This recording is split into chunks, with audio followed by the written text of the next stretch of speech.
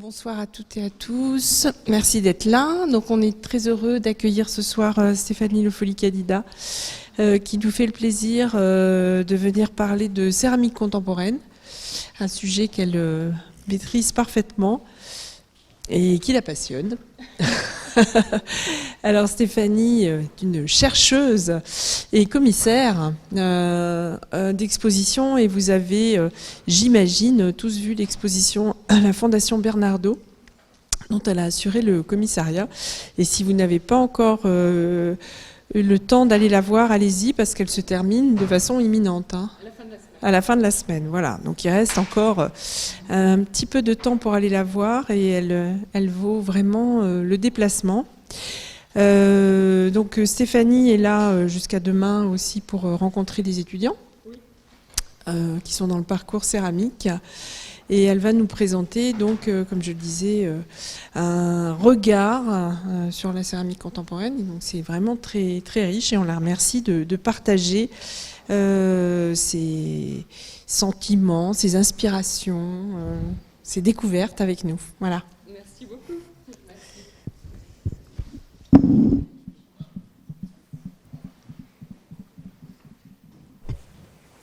Je vais tester le micro. Vous m'entendez bien là? Oui. Très bien. Alors, donc, je ne sais pas si vous étiez complètement avisé de la thématique de ce soir. C'est un peu donc les questionnements que je me pose, hein, sur lesquels moi je reviens aussi à titre personnel très, très régulièrement. Mais c'est vrai que ça fait maintenant 15 ans que je me penche de façon quasiment exclusive sur l'actualité céramique internationale. Et c'est vrai qu'au bout de 15 ans, je me rends compte qu'on peut commencer à lire une histoire qui est, semble-t-il, extrêmement mobile, comme le sont les métiers d'art d'ailleurs, et les deux ne sont évidemment pas sans rapport et suivent aussi l'émergence de certains points de vue, etc. On va voir que les histoires se scindent, mais se rejoignent aussi par instants, et c'est aussi ça qui est intéressant. Alors, je vais essayer de remonter un peu le fil en vous disant, en essayant de vous faire sentir, mais c'est effectivement, comme Françoise Sins l'a dit d'emblée, c'est un point de vue, c'est une interprétation. C'est une interprétation qui est totalement ouverte et à laquelle évidemment vous pouvez prendre part. Hein. Donc en fin de présentation, si vous voulez intervenir, poser des questions ou donner votre propre analyse sur les sujets qui auront été posés, bien sûr que toutes ces prises de parole seront les bienvenues.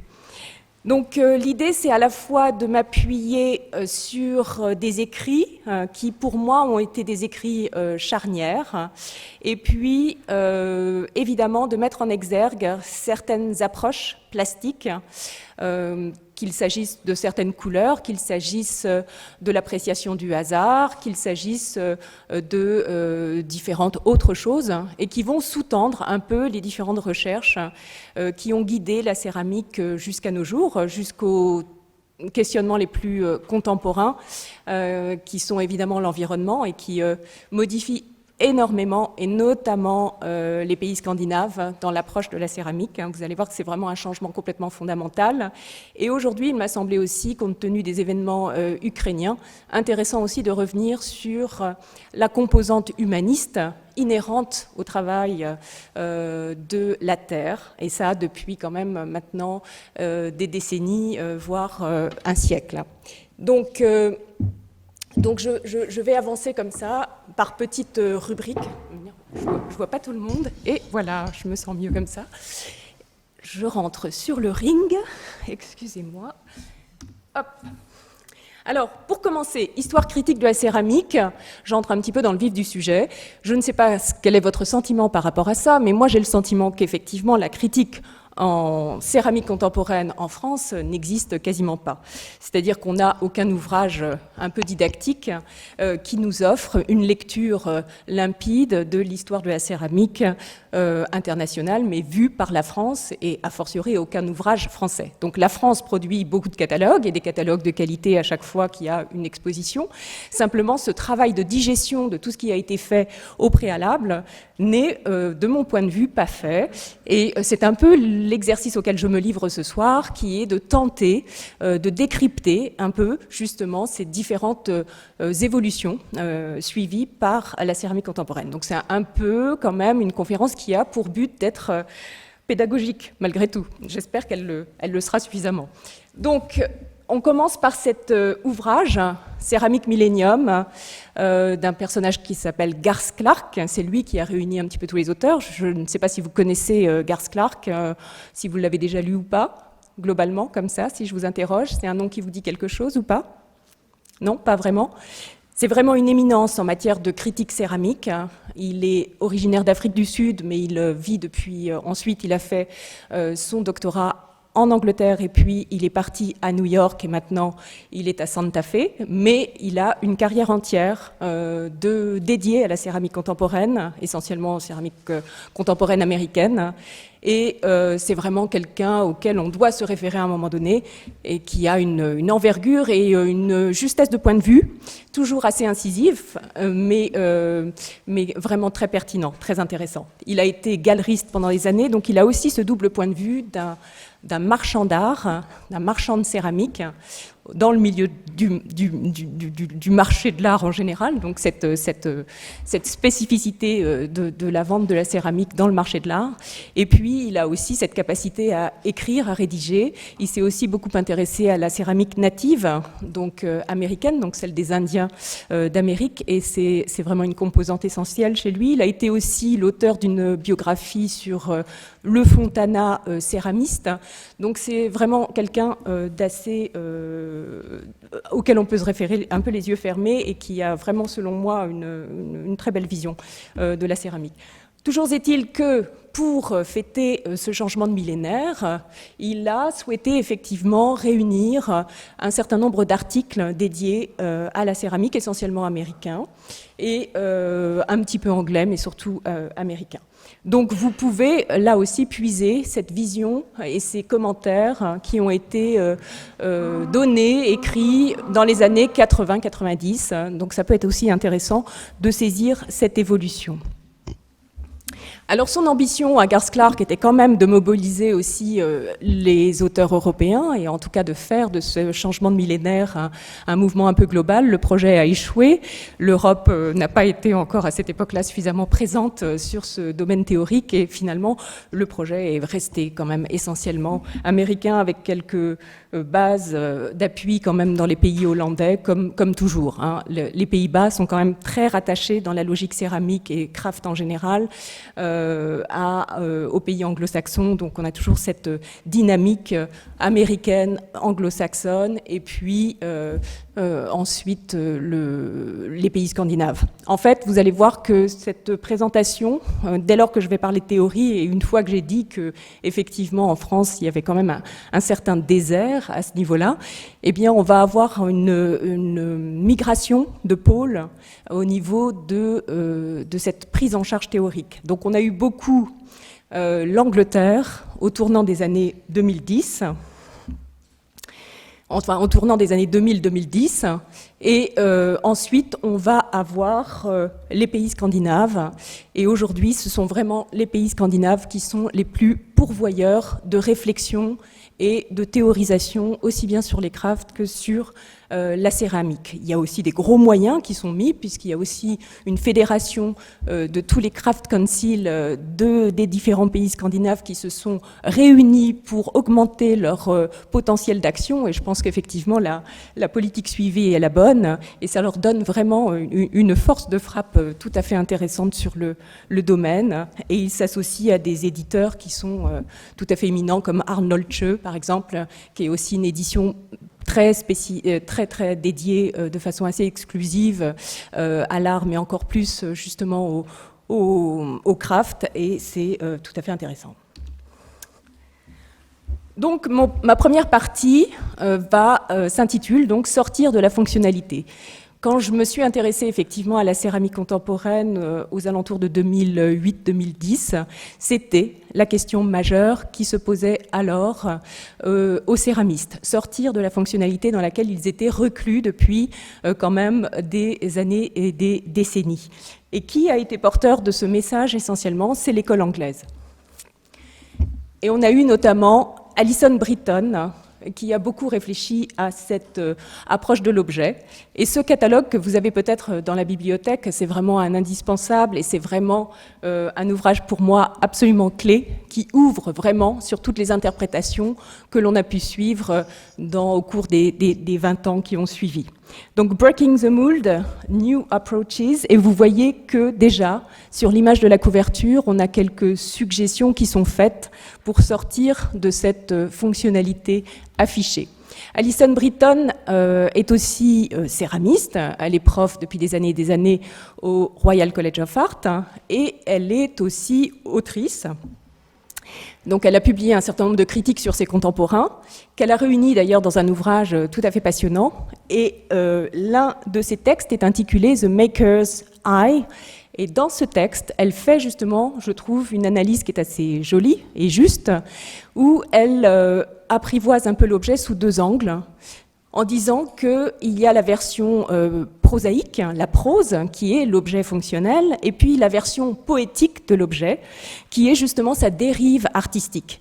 Et elle se dit, il n'y a aucune incompatibilité entre les deux, on a le droit d'être les deux à la fois, mais il s'agit de deux approches théoriquement différentes l'une de l'autre.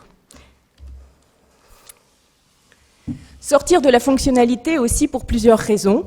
C'est le début de l'époque à laquelle on fait le constat d'un trop-plein d'objets. Et ça, c'est tout à fait intéressant, et ça vient plutôt de la Scandinavie, justement, avec notamment des porte-paroles comme Marit Tingleff, qui est sans doute une artiste que vous connaissez, qui pendant des décennies n'a fait que de la vaisselle utilitaire, fonctionnelle, et qui, du jour au lendemain, a considéré que cette vaisselle ne venait qu'accroître un flot, une production tellement massive que ça n'avait plus de sens que de continuer à produire quand des conteneurs entiers venaient d'Asie. Et elle s'est sentie donc effectivement comme toute une génération complètement coupable de continuer à produire dans cet esprit-là. Donc du jour au lendemain, elle s'est remise en cause et elle s'est dit non, le seul moyen d'échapper à ça, c'est peut-être de continuer à faire ce que je sais faire, soit un relent, une mémoire de fonctionnalité, mais en même temps de le transposer complètement dans l'ère de l'artistique. Et donc, elle a surdimensionné ses plats, ses assiettes, pour en faire des installations murales essentiellement, soit des vaisseliers géants, soit des plats qui font effectivement 1,60 m de large sur 1 mètre de haut, etc., mais qui sont complètement travaillés à la main, où elle laisse effectivement son approche complètement en céramique populaire transparaître, avec l'empreinte des doigts, avec effectivement tout ce passif de culture populaire qu'elle tient absolument à laisser vivre.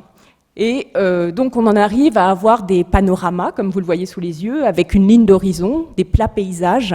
Et ça a vraiment fait sensation. C'est vraiment un moment qui a été assez décisif dans l'histoire de la céramique contemporaine. Donc là, on est toujours autour de ces années 2005-2010, mais vous voyez que le démarrage est assez tardif. Alors ce que je voulais vous dire aussi peut-être d'emblée aussi, parce que c'est en fait une découverte que j'ai faite il y a quelques semaines seulement, à ma grande honte, mais en même temps c'est une découverte que j'ai envie de partager parce que je la trouve assez fondamentale et source de pas mal de réflexions.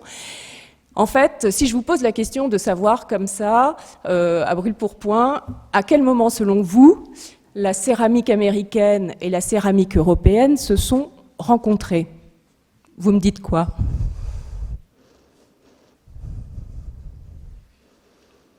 Je sais pas, est-ce que vous pensez que ça date des années 30? Est-ce que vous pensez que ça date des années 50? Est-ce que vous pensez que ça date des années 90, 2000? Oui, il y a une main qui se lève au fond.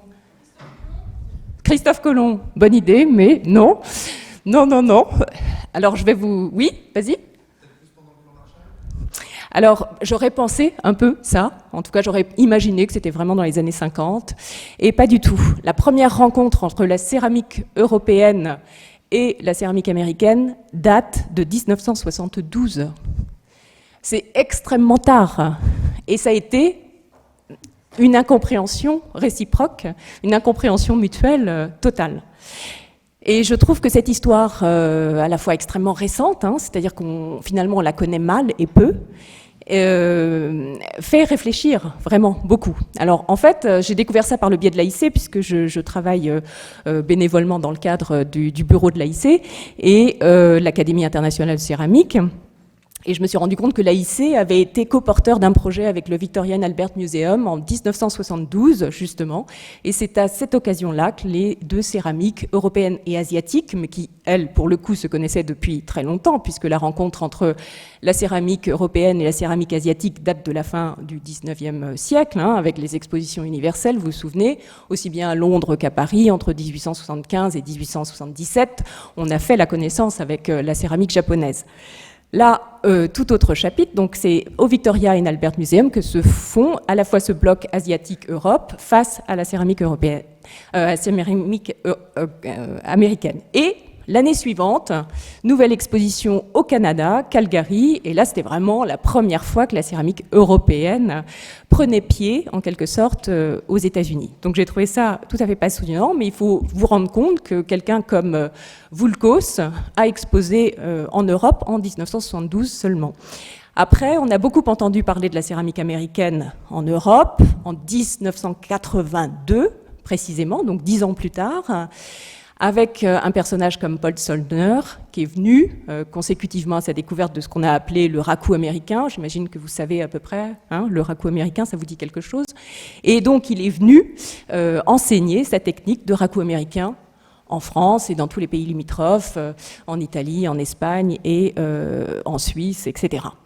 Mais tout ça pour vous dire que la rencontre est extrêmement neuve. Alors après, moi je vous invite aussi à faire un peu le parcours que j'ai pu faire, c'est-à-dire à me plonger dans l'histoire même de la céramique américaine, de regarder ce qui a été fait depuis la fin du 19e, un schéma un peu parallèle au nôtre finalement, et de se dire, tiens, qu'est-ce que l'Amérique a produit en matière de céramique? Et là, on est un petit peu stupéfait, à part un personnage qui est complètement hors norme, qui s'appelle George Orr, George E. Orr, dont on entend beaucoup parler depuis simplement 4-5 ans en Europe, mais qui avait été mis en exergue par la peinture expressionniste abstraite dans les années 60 aux États-Unis, qui avait été portée au nu, mais c'est un personnage qui est une espèce de comète qu'on ne comprend pas dans le panorama américain.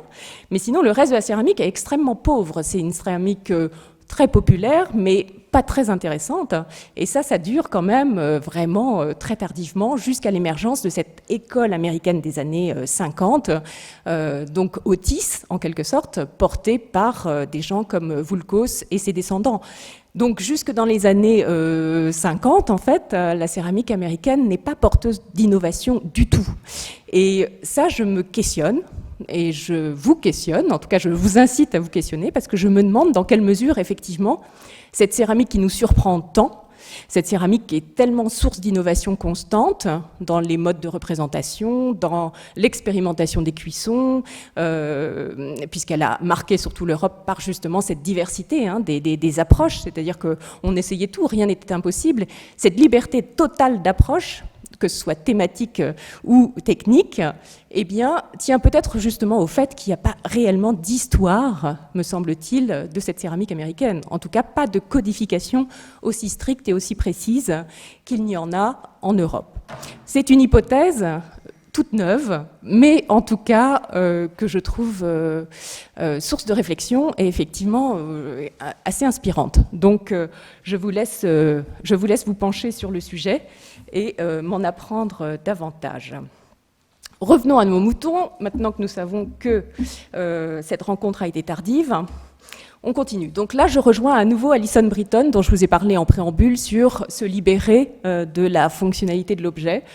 Et on voit là vraiment l'interprétation anglaise tout à fait passionnante, où les Anglais ne renient jamais justement la tradition populaire, la céramique populaire, aussi bien ce côté faïence, un peu crémeuse, les traces d'empreintes, etc. C'est quelque chose qui est savamment cultivé. Donc on va faire dériver la forme vers des principes beaucoup plus contemporains. Les anses se transforment en bras, etc. Il peut y avoir une hybridité qui confine à l'anthropomorphie. Et en même temps, on sent quelque chose de très familier. Et c'est souvent le sentiment qu'on a face à la céramique anglaise, cette double étiquette à la fois très innovante et très familière. Et on voit donc à la fois les codes couleurs, qui peuvent être des codes couleurs traditionnels, mais qui sont déjà exprimés sous le thème de la coulure, et on va y revenir un petit peu plus tard. Même chose avec des gens comme Edmund de Waal, qui a eu une exposition récemment chez Camondo, ou Natasha Dentry. Donc là, on a pour Natasha Dentry de la porcelaine et Edmund de Waal. Et là, dans les deux cas, ce sont des formes qui sont tournées. Et donc, on abandonne totalement l'idée du moulage, parce que ce qu'ils veulent, c'est vraiment préserver cette idée du travail fait main, cette espèce de précarité, de fragilité, due aussi au travail de la main et aux traces laissées par la main. Donc, il y a cette volonté de garder trace d'un artisanat, même dans une œuvre qui est résolument plus conceptuelle. Donc je vous ai mis aussi la photo de cette accumulation de peau, puisque Natasha Dentry avait ouvertement revendiqué cette photo comme un peu à la source de ses recherches plastiques, et donc elle voyait une filiation directe entre cette accumulation de peau et le travail qu'elle présentait. Alors là, vous avez un détail sur la gauche, mais elle cherche à avoir une approche complètement illusionniste. Il s'agit vraiment de créer des installations, la plupart du temps sur une table conventionnelle, et où elle va créer des dénivelés, des niveaux, créer une dynamique par la couleur, mais vraiment pour procurer chez le spectateur une sensation, qu'il s'agisse d'une sensation d'abysse par exemple, ou qu'il s'agisse d'une sensation de chaleur intense et qui va crescendo, des choses comme ça. Donc elle cherche vraiment à conférer des émotions. Edmund de Waal, qui est beaucoup plus dans le concept, dans l'archivage, dans la mémoire, et surtout dans l'installation, donc la mise en caisson, la mise en situation aussi architecturale. Sortir de la fonctionnalité, c'est aussi partir d'objets préconçus, comme le fait Mimi Young, elle aussi issue du Royal College of Art. Et donc elle a découpé au laser des tasses chinées sur les différents puces, et elle a fait la découpe de la cuillère qu'elle pose par exemple juste à côté, ou l'amorce d'une découpe d'une fourchette, etc. Donc ça, c'est vraiment toujours dans le bouquin justement Breaking the Mold, et c'est vraiment aux alentours, je vous dis, de 2005-2010, on est vraiment sur cette conception-là. L'assiette devient aussi un module à part entière qui peut être posé en association, en installation murale. Donc c'est le cas par exemple de la photo en bas à gauche. Et donc une transposition comme ça et un jeu qui sont... Alors ce qui m'intéresse aussi là-dedans, et c'est aussi une des approches, comme pour Alison Britton, c'est une espèce de mémoire de l'objet que l'on promène, que l'on déplace, mémoire, trace, etc. Et c'est une manière de garder un lien avec une histoire, avec une fonctionnalité, sans plus lui donner du tout cet aspect fonctionnel. Après, il y a les accidents de cuisson qui sont quelquefois heureux, et c'est le cas pour l'œuvre de Ken Eastman en bas, au centre. Et puis cette autre peau de Ken Eastman, que j'aime aussi tout particulièrement, et où on se dit qu'on lit une forme, en fait, avec un minimum de matière. Et ça, c'est assez intéressant, de donner l'illusion d'une forme avec presque rien, juste une espèce de cadre, là encore, qui commémore une présence de l'objet et sa fonctionnalité passée, tout en lui enlevant de fait sa fonctionnalité et en commémorant une image qu'il n'a plus. Amy Jane Hughes, pareil, sortie du Royal College et qui s'est approprié tous ces pots un peu victoriens en les décalant toujours un petit peu. Alors décalant par le motif, décalant encore par la couleur, hein. Vous voyez qu'il y a à la fois un peu de présence dorée, mais très peu, très fugace, un peu de bleu, là où il devrait y en avoir beaucoup plus, mais là on le suggère, et ça suffit, et ça marche comme ça. Et puis ce petit déséquilibre qui fait basculer le pot dans un tout autre monde, très très loin des conventions.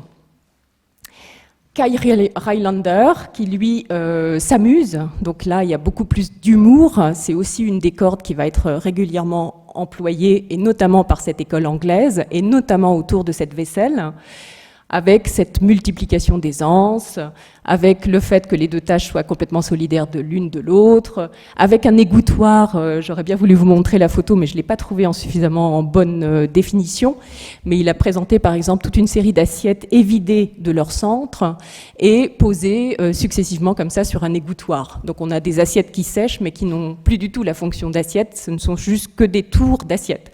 Ça, c'est vraiment l'univers de Kai Rylander, toujours basé sur le détournement et l'humour.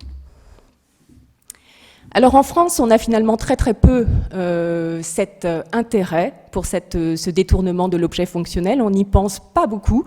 C'est pas quelque chose qui obsède nos céramistes, à part peut-être Jean-Pierre Viot, qui lui a effectivement assis sa réputation dans les années 2000 autour de cette idée du bol, hein, et surtout du bol déformé et transposé comme élément, où le bol devient juste une tache couleur en volume destinée à prendre place dans les installations murales. Donc c'est vraiment ce qui a beaucoup marqué son parcours et qui l'a identifié, c'est vraiment ce travail.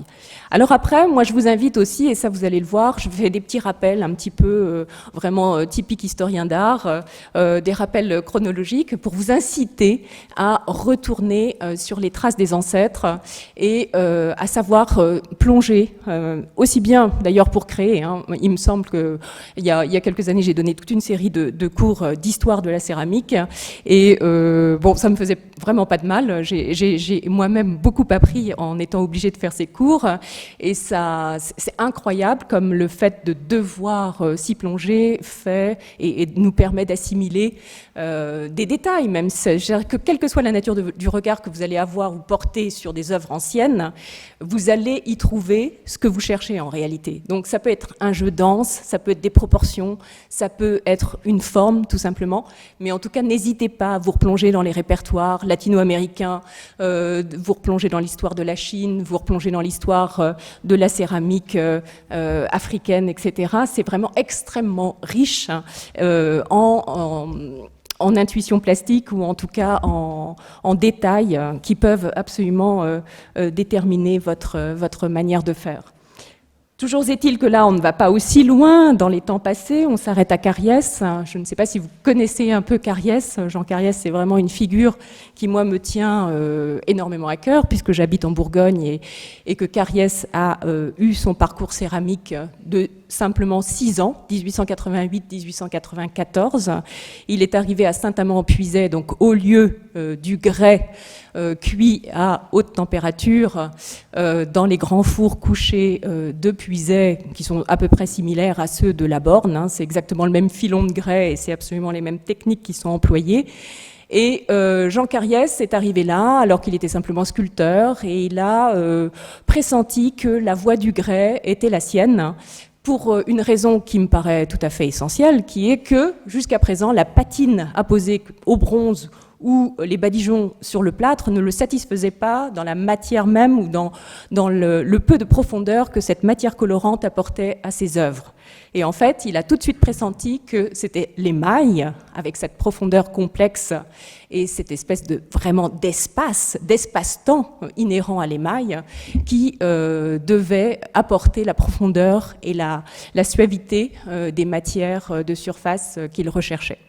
Donc Jean Cariès est arrivé et en l'espace de quelques mois, il a révolutionné à proprement parler la céramique au point de faire sensation en 1892 au Salon de la Nationale des Beaux-Arts à Paris, où il a été récompensé, fait chevalier de la Légion d'honneur, mais surtout il a suscité la consternation, l'admiration et l'envie absolument de tous de faire comme lui, à tel point aussi que même la manufacture de Sèvres s'est mise au défi de pouvoir produire des grès émaillés à un moment où elle était un petit peu en perdition et en 1900, donc elle a joué aussi également sur ce terrain-là. Mais surtout, Cariès a aussi suscité chez tous les sculpteurs contemporains le désir de ne voir leurs sculptures non plus transposées en bronze, mais transposées en grès émaillé. Donc pour vous dire que cet homme-là avait une carrure assez impressionnante.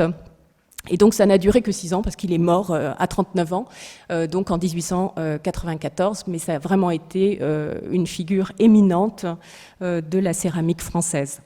On est en train, avec Jean Girel, justement, de finaliser les relectures d'un bouquin sur ce Jean Cariès céramiste. Donc, a priori, vous auriez ça à disposition dans peu de mois maintenant. Toujours est-il que Jean Cariès, lui aussi, déformait ses peaux, et que ça n'était pas non plus Jean Cariès qui avait inventé cette déformation des peaux, et que ce procédé provient des Japonais, et qu'ils le pratiquent depuis déjà de nombreuses années. bien avant lui. Autre manière de se libérer de la fonctionnalité de la vaisselle, eh bien, c'est le transfert. Alors ça, le transfert, je peux vous dire qu'on en a vraiment bien abusé dans les années 2010. On en a vu du transfert dans tous les sens, dans toutes les positions. C'était vraiment... voilà. Alors, quelques maîtres s'illustrent particulièrement dans cet chapitre du transfert. Il y a notamment Caroline Slote pour les pays scandinaves, que j'aime particulièrement parce qu'elle avait une façon... J'ai pas de photo, mais elle avait une manière de déployer pour chaque œuvre des espèces de petites scénettes, comme des décors de théâtre, avec un premier décor, un deuxième décor, etc. Et donc, on avait une vision un petit peu en profondeur, comme ça, où elle arrivait à découper l'intérieur de certaines assiettes pour créer des paysages, mais très en profondeur, avec des transferts, etc., etc. Et puis, évidemment, on a Paul Scott, qui est vraiment donc l'auteur de 2 bouquins, l'un technique sur la gauche et l'autre plus esthétique qui a été rédigé par Jorunn Weiteberg. Jorunn Weiteberg qui est aussi une référence théorique des pays scandinaves, une norvégienne, et à laquelle vous pouvez aussi vous référer d'une façon constante. C'est vraiment une pointure sur tous ces domaines de l'hyper contemporain. Donc Paul Scott et le deuxième, c'est Robert Dawson. Les deux sont anglais et les deux ont vraiment exploité le filon jusqu'à son extinction quasiment. Donc j'aime beaucoup aussi, là aussi, l'humour de Robert Dawson avec cette confrontation entre le mouvement, voilà, la radicalité, le détail, etc. Mais ces assiettes en mouvement sont quand même pas mal vues. Donc vous voyez, c'est un transfert, mais là sur un plan dynamique très intéressant.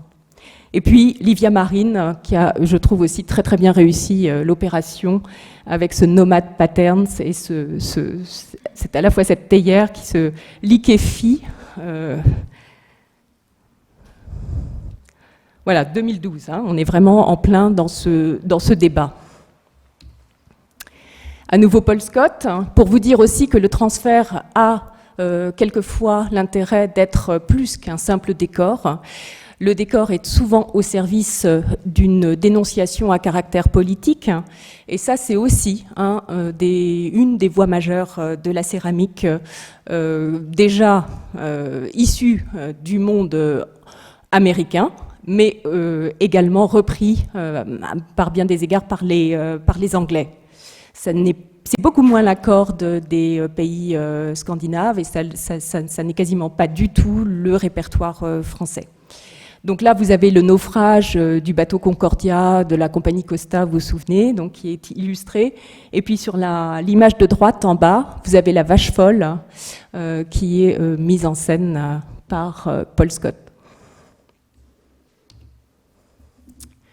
Une manière aussi d'échapper à l'utilitaire, alors qu'on n'emploie finalement que des pots, c'est la multiplication des pots. C'est que tout d'un coup, on sort du registre de l'unicité, et le fait de sortir du registre de l'unicité fait qu'on bascule dans un tout autre univers, à caractère résolument artistique, on ne se pose plus la question. Donc là, on est avec des œuvres de Peter Stockman, très, très, très connu et éminente, originaire des Pays-Bas, et qui a toujours joué sur ces codes couleurs du bleu et du blanc. Donc la référence aussi chinoise manifeste.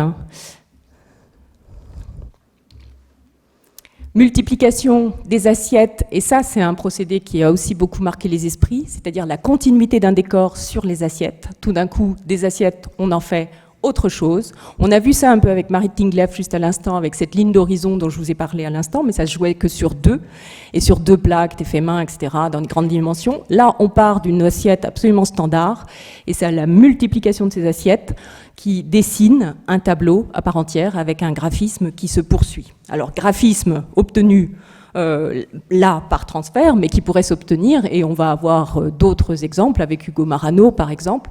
On va avoir aussi ce continuum qui peut être assuré avec un simple coup de crayon ou un dessin beaucoup plus, une appropriation beaucoup plus artistique.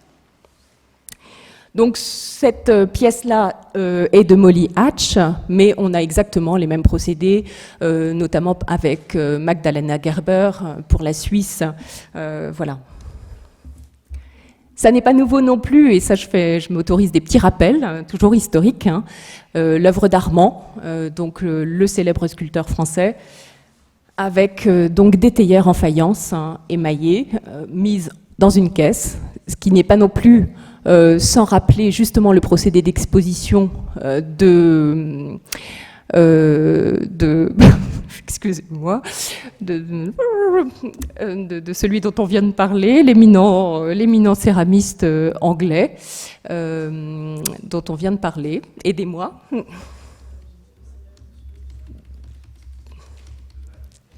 De Edmund de Waal, merci beaucoup. Merci. Voilà. Mais j'ai trouvé qu'effectivement, la disposition, là encore, n'était pas sans rapport. Voilà. Et puis, cette grande carpette, donc là, qui reprend exactement la même idée, avec un transfert absolument assumé. Et ça, c'est Marek Sekula, donc école américaine, exposée notamment, justement, par Garth Clark, dont je vous parlais au début. Donc, en très, très, très grande dimension. Une manière de sortir aussi du fonctionnel, bon là on a un buste, mais on a aussi une théière de Richard Notkin. Richard Notkin, c'est un céramiste américain qui est résolument ancré dans un discours dénonciateur à vocation politique, et donc là vraiment avec des œuvres vraiment anti-militaristes, s'opposant à tous les conflits armés menés par les États-Unis. Et puis, sur le plan Tiptoland, qui est l'une des plus grandes céramistes reconnues en ce moment à l'échelle internationale. Elle avait été primée lors de la dernière biennale de Taïwan avec des œuvres absolument incroyables. Et celle-ci date un peu, 2005. C'était une de ses premières pièces à faire sensation, mais qui relève complètement de la BD. Alors, l'appropriation, là, déjà, est très nouvelle. C'est-à-dire qu'on s'autorise aussi l'apport de couleurs à froid. Donc, on a des pastels, on a de l'acrylique, on a des cheveux artificiels, etc., etc. Donc on s'autorise absolument un mix de matériaux sans frontières.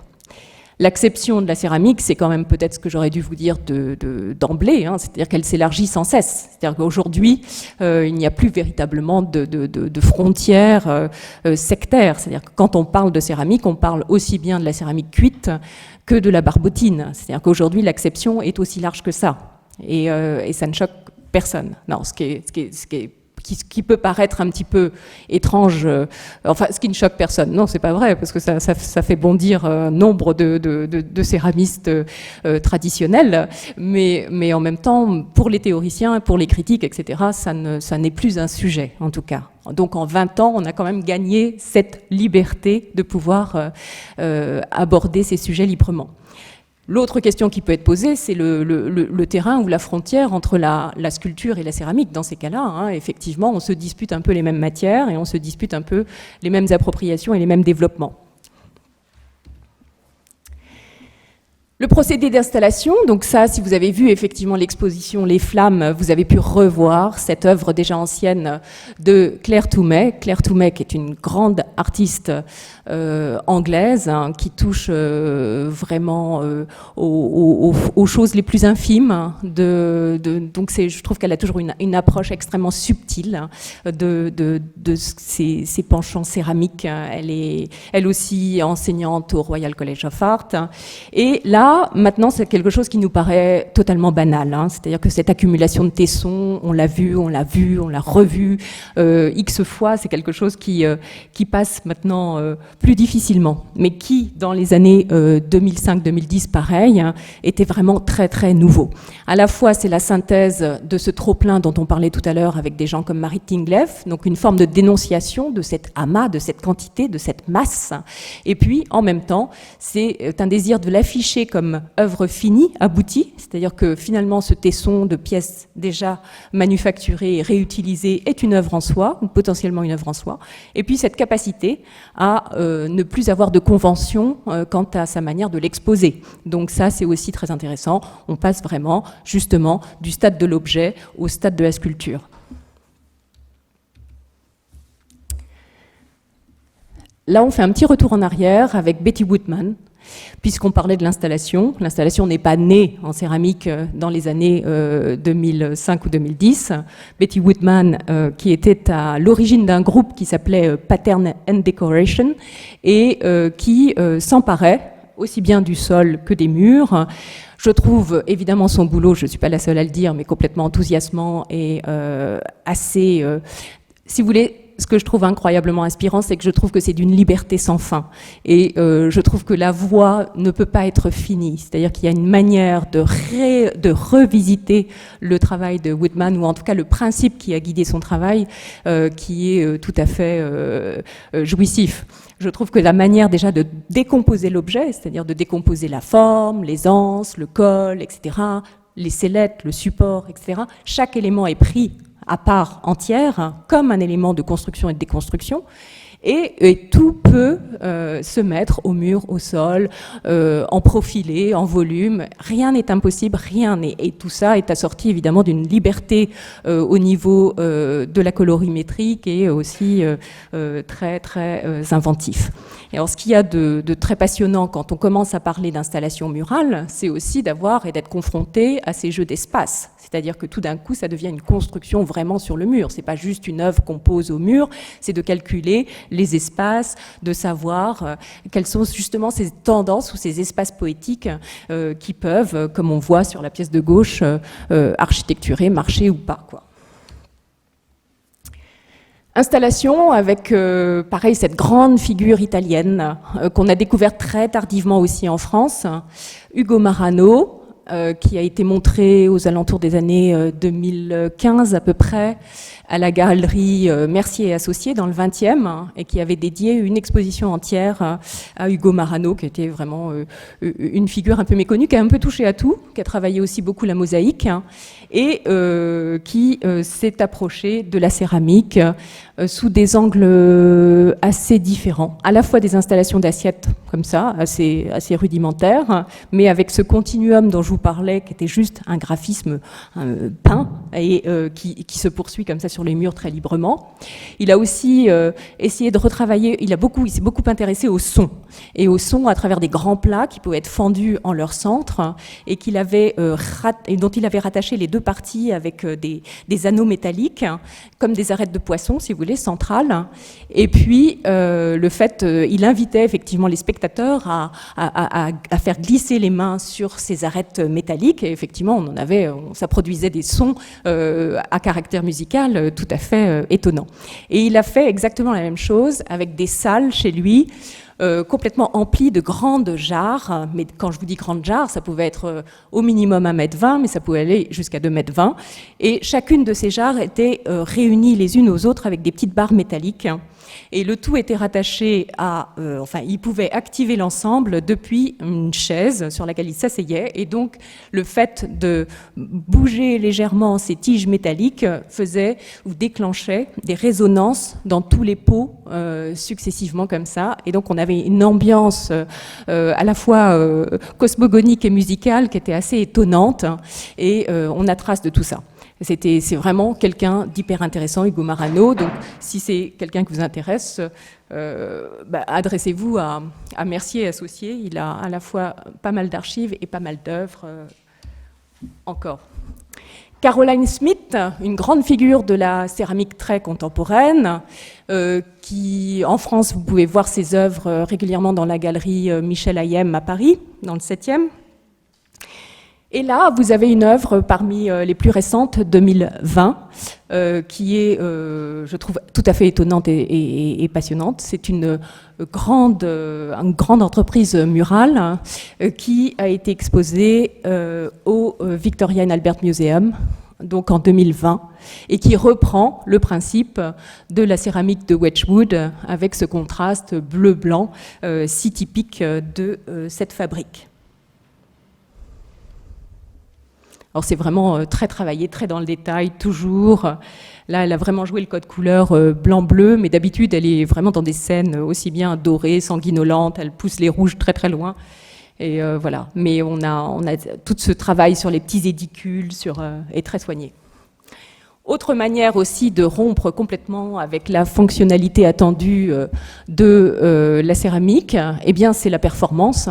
Et si on a ces quelques précurseurs en 1972, à savoir Jim Melkert et ces seaux de barbotine dans lesquels tous ont plongé leur tête, la performance s'affirme considérablement au cours des 10-15 dernières années en céramique. Alors on a bien sûr Michel Barcello et Joseph Nagy, donc ça 2006, avec cet épisode de Basso Doblé. Donc je vous invite à le regarder si vous ne l'avez pas vu, c'est vraiment formidable.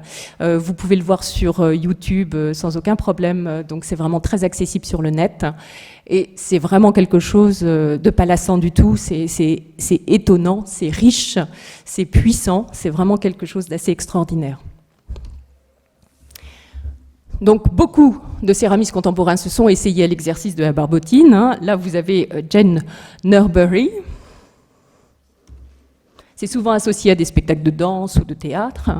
Et puis, cette autre performance de Claire Toumet, dont je vous ai parlé juste un petit peu avant, fabuleux. Donc ça, c'était cette idée, pareil, de marcher sur des briques crues, donc des creuses et crues. Donc évidemment, les premiers pas font s'écrouler chacun des volumes. Elle est toujours dans cette approche extrêmement subtile. Bon, j'aime vraiment beaucoup son approche. Après, évidemment, la céramique est aussi liée aux péripéties liées simplement au métier d'art ou plus précisément au craft au niveau international et plutôt à sa redéfinition. Donc le craft, ça remonte vraiment au XVIIIe siècle, c'est quelque chose qui est assez ancien dans la terminologie, qu'on retrouve aussi bien en Angleterre qu'en Allemagne, etc. Mais bon, après, on a les riches heures de art and craft, et puis ensuite, on a surtout toute l'expression américaine autour de la guerre du Vietnam, où effectivement, on était plus sur un travail plutôt amateur, mais qui avait quand même vocation à être assez dénonciateur. C'est-à-dire qu'on peut surtout, par exemple, illustrer ce craft américain par les pulls tricotés par les femmes chez elles, mais qui étaient quand même des pulls avec des slogans anti-guerre, anti-militaristes, etc. Donc ça, c'était un petit peu l'idée qu'on pouvait se faire jusqu'à l'heure actuelle du craft. Et puis, dans les années 2000, gros tournant, il y a une volonté, effectivement, d'un certain nombre d'écoles, notamment américaines, scandinaves, anglaises, Pays-Bas, toujours voilà, Belgique, de trouver une terminologie commune qui permette, notamment aux critiques et aux historiens de l'art, d'avoir le sentiment de parler un petit peu de la même chose, là où dans chaque pays, on avait des terminologies multiples qui étaient art décoratif, voilà, métier d'art, etc., etc. Donc il y a eu une volonté d'unifier, de trouver un mot qui puisse représenter la chose dont on voulait parler pour pouvoir la désigner et de ce fait pour pouvoir en parler sur un pied d'égalité. Donc là encore, la France n'a pas adhéré à ce sillon. Et effectivement, en 2000, des gens comme Love Johnson, Glenn Adamson, etc., ont redéfini, Jorun Weiteberg, etc., ont adopté le terme de craft, mais non plus pour désigner une pratique d'amateur, hein, comme ce fut le cas avant, mais pour désigner au contraire toutes les franges avant-gardistes des arts de la matière. Donc on a basculé complètement sur autre chose. Et aujourd'hui, on reste encore, quand on parle de craft, on parle de cela, de cette frange vraiment avant-gardiste des arts de la matière, et ce, dans le sens le plus large possible. Donc il y a eu quelques théoriciens, mais sans doute les connaissez-vous, parce que ça, c'est des notions auxquelles vous devez être régulièrement confrontés. Donc on a évidemment Glenn Adamson, qui a théorisé vraiment cette approche, hein, et qui l'a défini comme je vous l'a défini. Et puis, ça non plus, c'est pas non plus sans résonance pour nous les Français, donc on n'a pas adhéré à cette approche du craft et à l'adoption de ce terme, mais pour autant, par le passé, on a eu effectivement des ouvrages qui pouvaient laisser penser qu'on allait dans ce sens-là, en tout cas d'une moindre hiérarchisation des approches plastiques. Donc François Matet, qui est l'auteur des 2 catalogues que vous avez sous les yeux, donc artiste, artisan, en 1977, avec ce point d'interrogation en 4e de couve qui justement pose vraiment la question essentielle. Et puis ce 2e catalogue, 1981, les métiers de l'art. Et ce 2, évidemment, là aussi, sème est lourd, en tout cas, de sens et incite à la réflexion. Là, c'est un petit peu toutes les innovations sociétales qui ont accompagné, si vous voulez, tout ce mouvement de réévaluation ou de redéfinition, cette nécessaire redéfinition du craft. Alors, l'ère du do-it-yourself, l'ère aussi de la revalorisation de la main, avec un certain nombre d'ouvrages que là aussi vous devez connaître à mon avis, qui est celui de Richard Sennett, celui aussi de Matthew Crawford, mais vous avez aussi un ouvrage, une revue à laquelle je vous invite aussi à vous référer parce que je la trouve vraiment assez formidable. Maintenant, on ne trouve plus que des vieux numéros, j'ai pas l'impression qu'elle continue d'être éditée.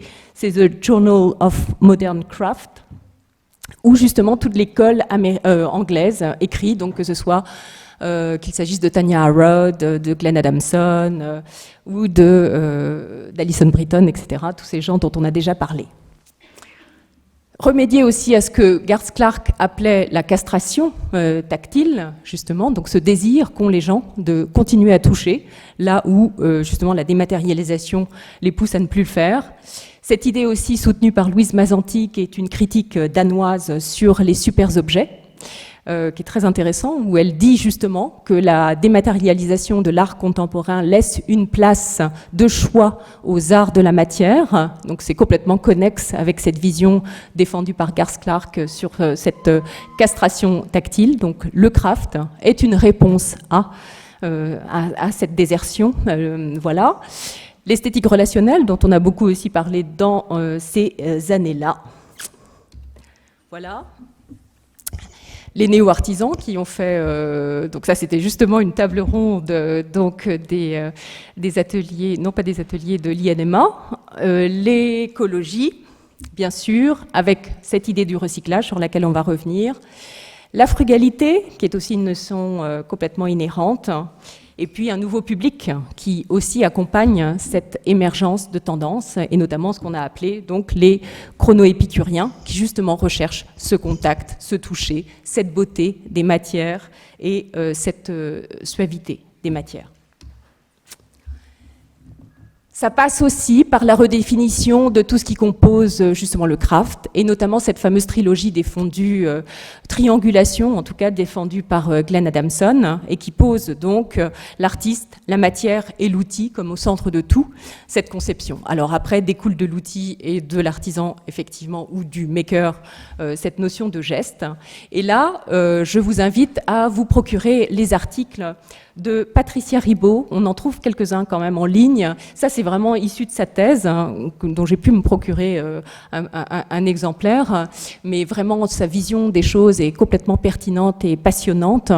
Elle revisite un peu la vision de Leroi-Gourhan et elle pousse vraiment à l'extrême. C'est un boulot qui a été suivi par Pierre-Damien Huyghe et vraiment c'est quelqu'un qui tient la route, en tout cas, sur ces questions-là, du geste, de l'outil, du maker, etc. Je vous invite vraiment à essayer de vous procurer un maximum de ces articles.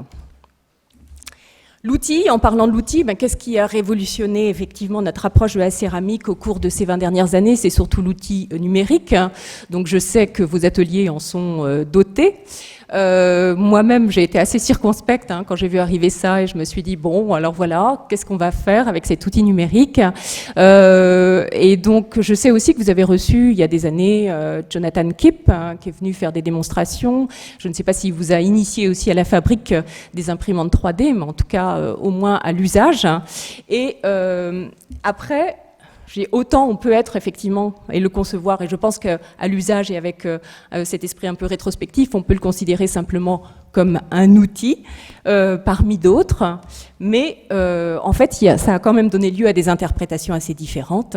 Donc on peut être dans la croissance de l'objet à caractère un peu symétrique, etc., mais on peut être aussi dans cette volonté de faire dérailler la machine numérique, et ça me paraît aussi tout aussi intéressant. Ça a été défendu justement aussi par une partie de l'école anglaise, des jeunes toujours issus du Royal College of Art, et qui ont cherché, comme Zachary Eastwood Bloom notamment, à faire déraper la machine et donc la forme attendue.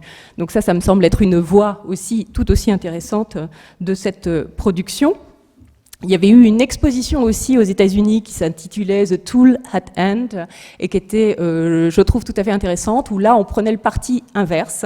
On demandait à chaque artiste de ne choisir qu'un outil pour réaliser sa pièce.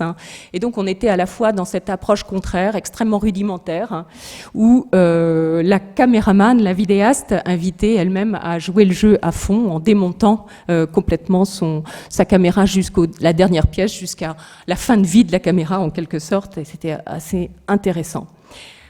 Là, je vous montre une pièce de Christopher Kelsall, qui est un ancien étudiant d'ici, je pense, peut-être certains d'entre vous le connaissent, et que nous avions exposé à C14 Paris quand je faisais encore partie de l'équipe et de la sélection.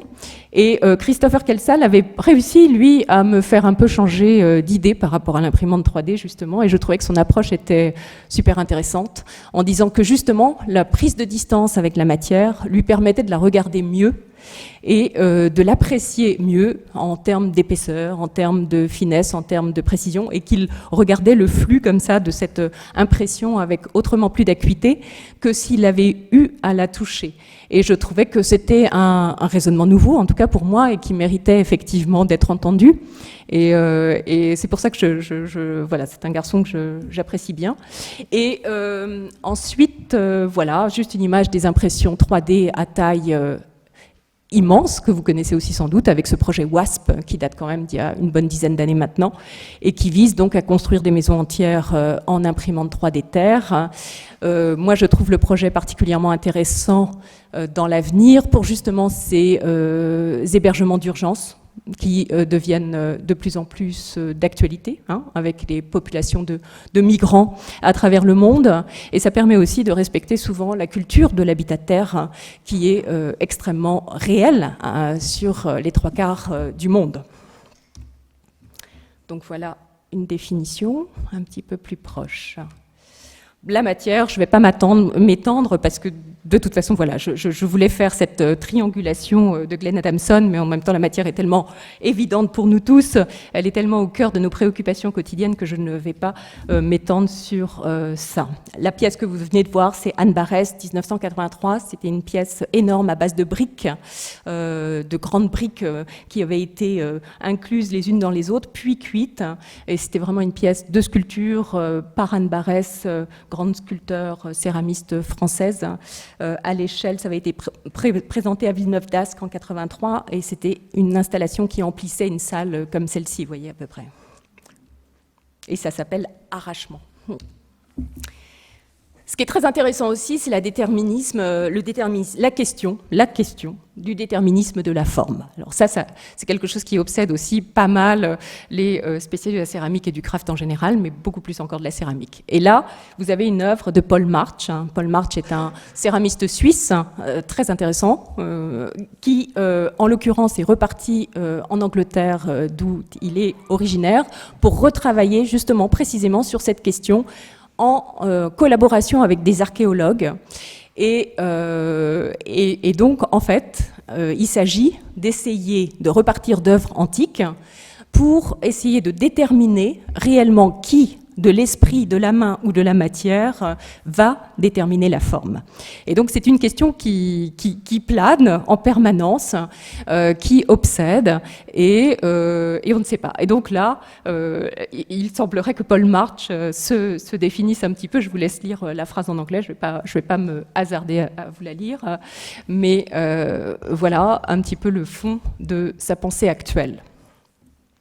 Néanmoins, la thèse n'est pas aboutie et j'ai très très hâte de pouvoir la lire. La question du hasard, qui est aussi là une des grandes tendances des années 2010, et notamment en France. Vous avez sous les yeux une pièce d'Anne Verdier, qui est un peu au milieu du chaos de la collection de Viviane S. Mais vous avez effectivement, en tout cas, le résultat du travail et de la démarche d'Anne Verdier. Donc je pense que c'est un travail que là aussi vous connaissez. C'est une géologue de formation, donc elle ramasse, elle collecte, elle amasse sa terre, elle émaille sans idée véritablement préconçue et elle se voue véritablement au hasard d'une cuisson dont elle accepte forcément le résultat. Donc ça, c'est un exemple parmi beaucoup d'autres, mais cette question du hasard est absolument aussi une question obsédante pour tous les céramistes, et vous avez des positionnements complètement contradictoires, contraires par rapport à cette notion-là. Vous allez avoir face à cette notion de hasard quelqu'un comme Jean Girel qui ne laisse pas place au hasard. Pour autant, en est-il moins artiste? C'est la question qu'on doit se poser dans ces cas-là. Dans la mesure où lui va chercher justement à peut-être comprendre la matière dans sa plus grande profondeur pour arriver à créer l'illusion, mais depuis le cœur de la matière, non pas en superficie, comme pouvait le faire parfois Palissy, par exemple. Le procédé de Girel est différent. Le procédé de Girel est de recréer les conditions géologiques d'une transformation au feu qui va produire tel et tel résultat. Donc c'est très différent, et là on est sur deux écoles absolument irréconciliables, mais qui vous disent combien cette notion de hasard ou de non-hasard accepté est déterminante pour votre approche céramique. La question du savoir-faire, donc avec justement un bol, c'est un tout petit bol de Jean Girel, avec ses fameuses irisations qui sans arrêt naviguent à la lumière, c'est-à-dire que là vous pouvez atteindre un rose et puis vous le basculez un petit peu d'éclairage et vous allez atteindre un violet profond, et voilà, on est sans arrêt dans ce jeu de vivacité colorée alternante. L'illusion d'un paysage, donc vous voyez bien que là, à la cuisson, il n'y a pas de hasard, absolument pas place au hasard. La grande révolution aussi, c'est la manière de construire sa forme. Donc au cours, là encore, des 10 dernières années, on a vu une évolution concrète dans le côté justement beaucoup plus, primitif de l'appropriation de la forme.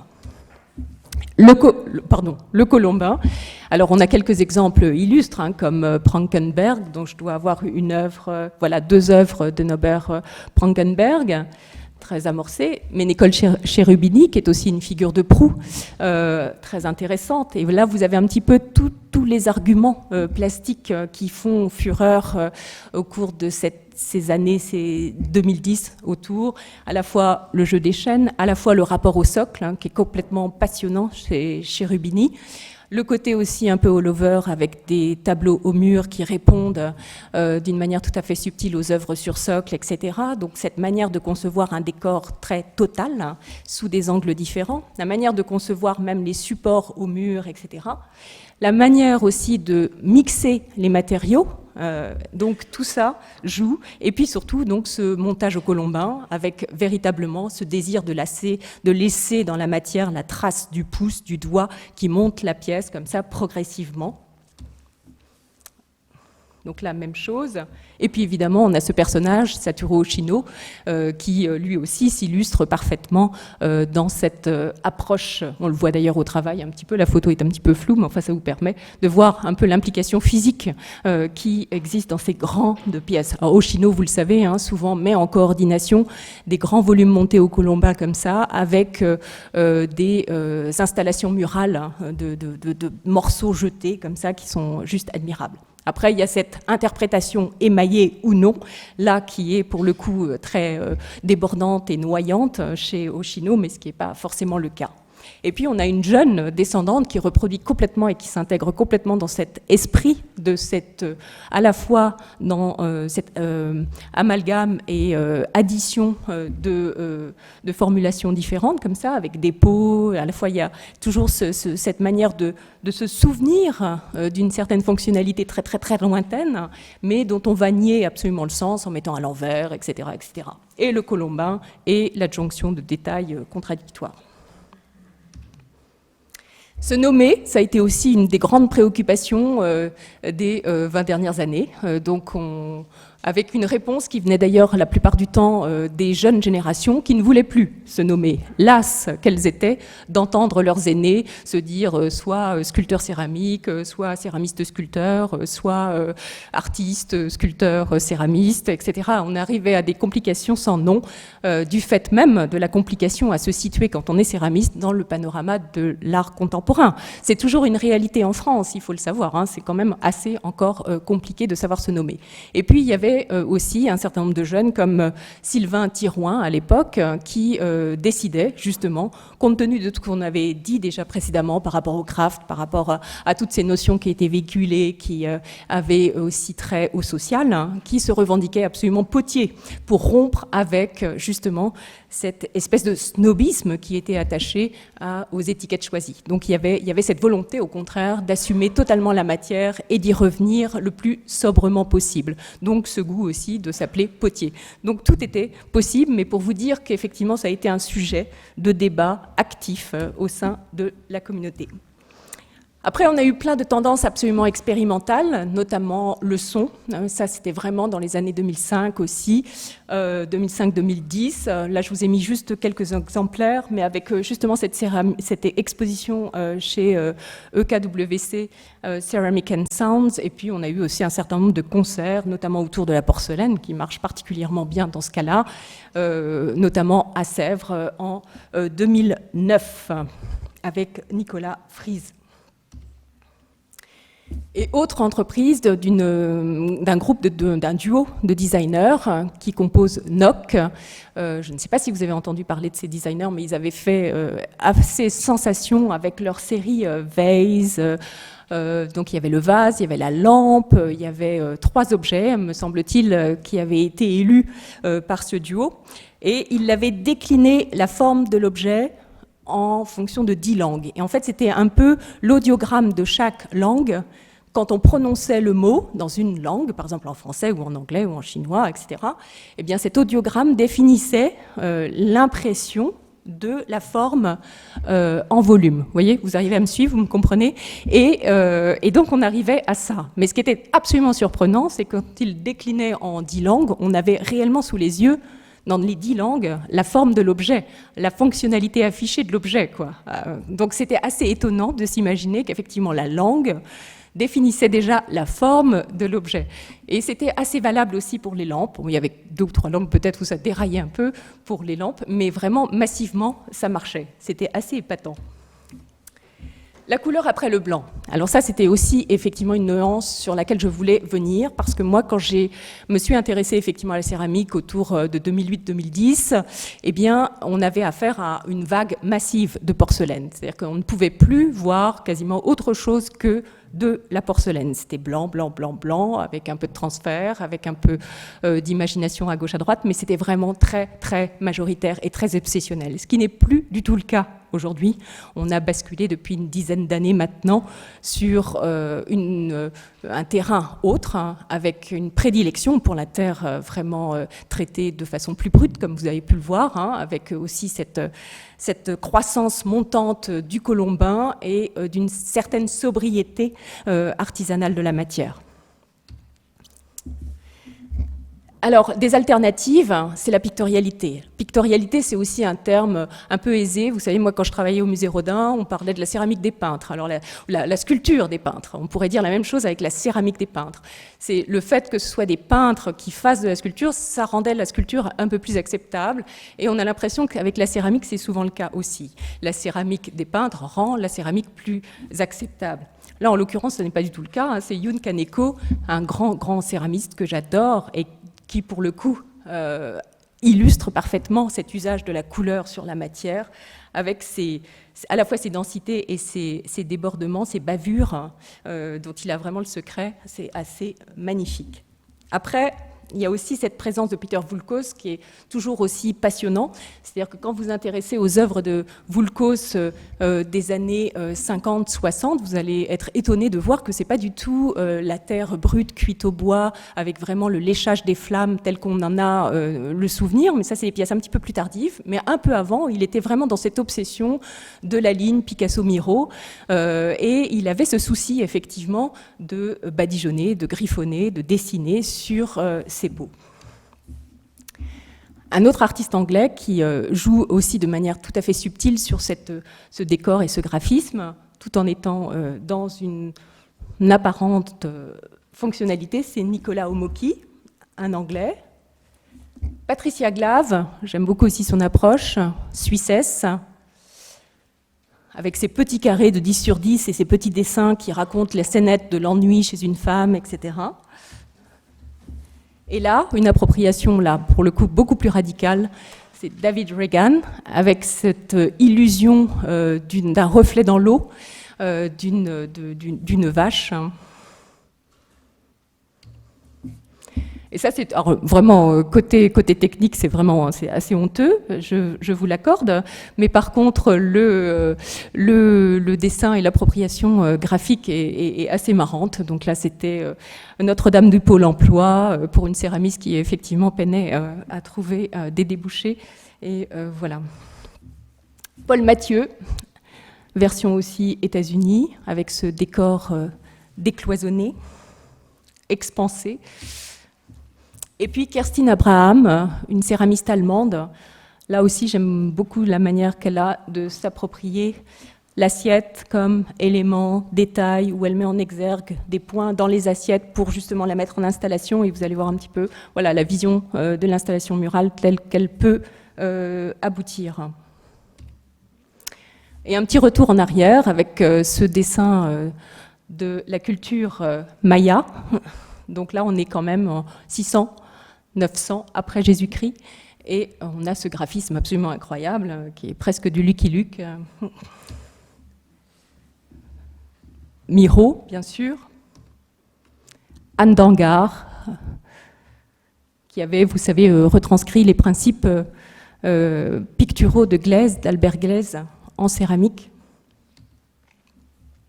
Et puis on arrive aussi à la coulure, donc on l'a vu un petit peu avec l'école anglaise, Amy Jane Hughes dont je vous ai parlé tout à l'heure, mais en tout cas c'est la révélation là de se dire qu'effectivement il n'y a pas nécessité de peindre un objet pour donner l'illusion d'une peinture, c'est-à-dire qu'une coulure suffit à donner l'illusion d'une emprise colorée beaucoup plus massive. Et en plus, la coulure a justement l'intérêt de marquer la différence entre la matière brute et la matière colorée, donc ça donne une dynamique supplémentaire à l'objet.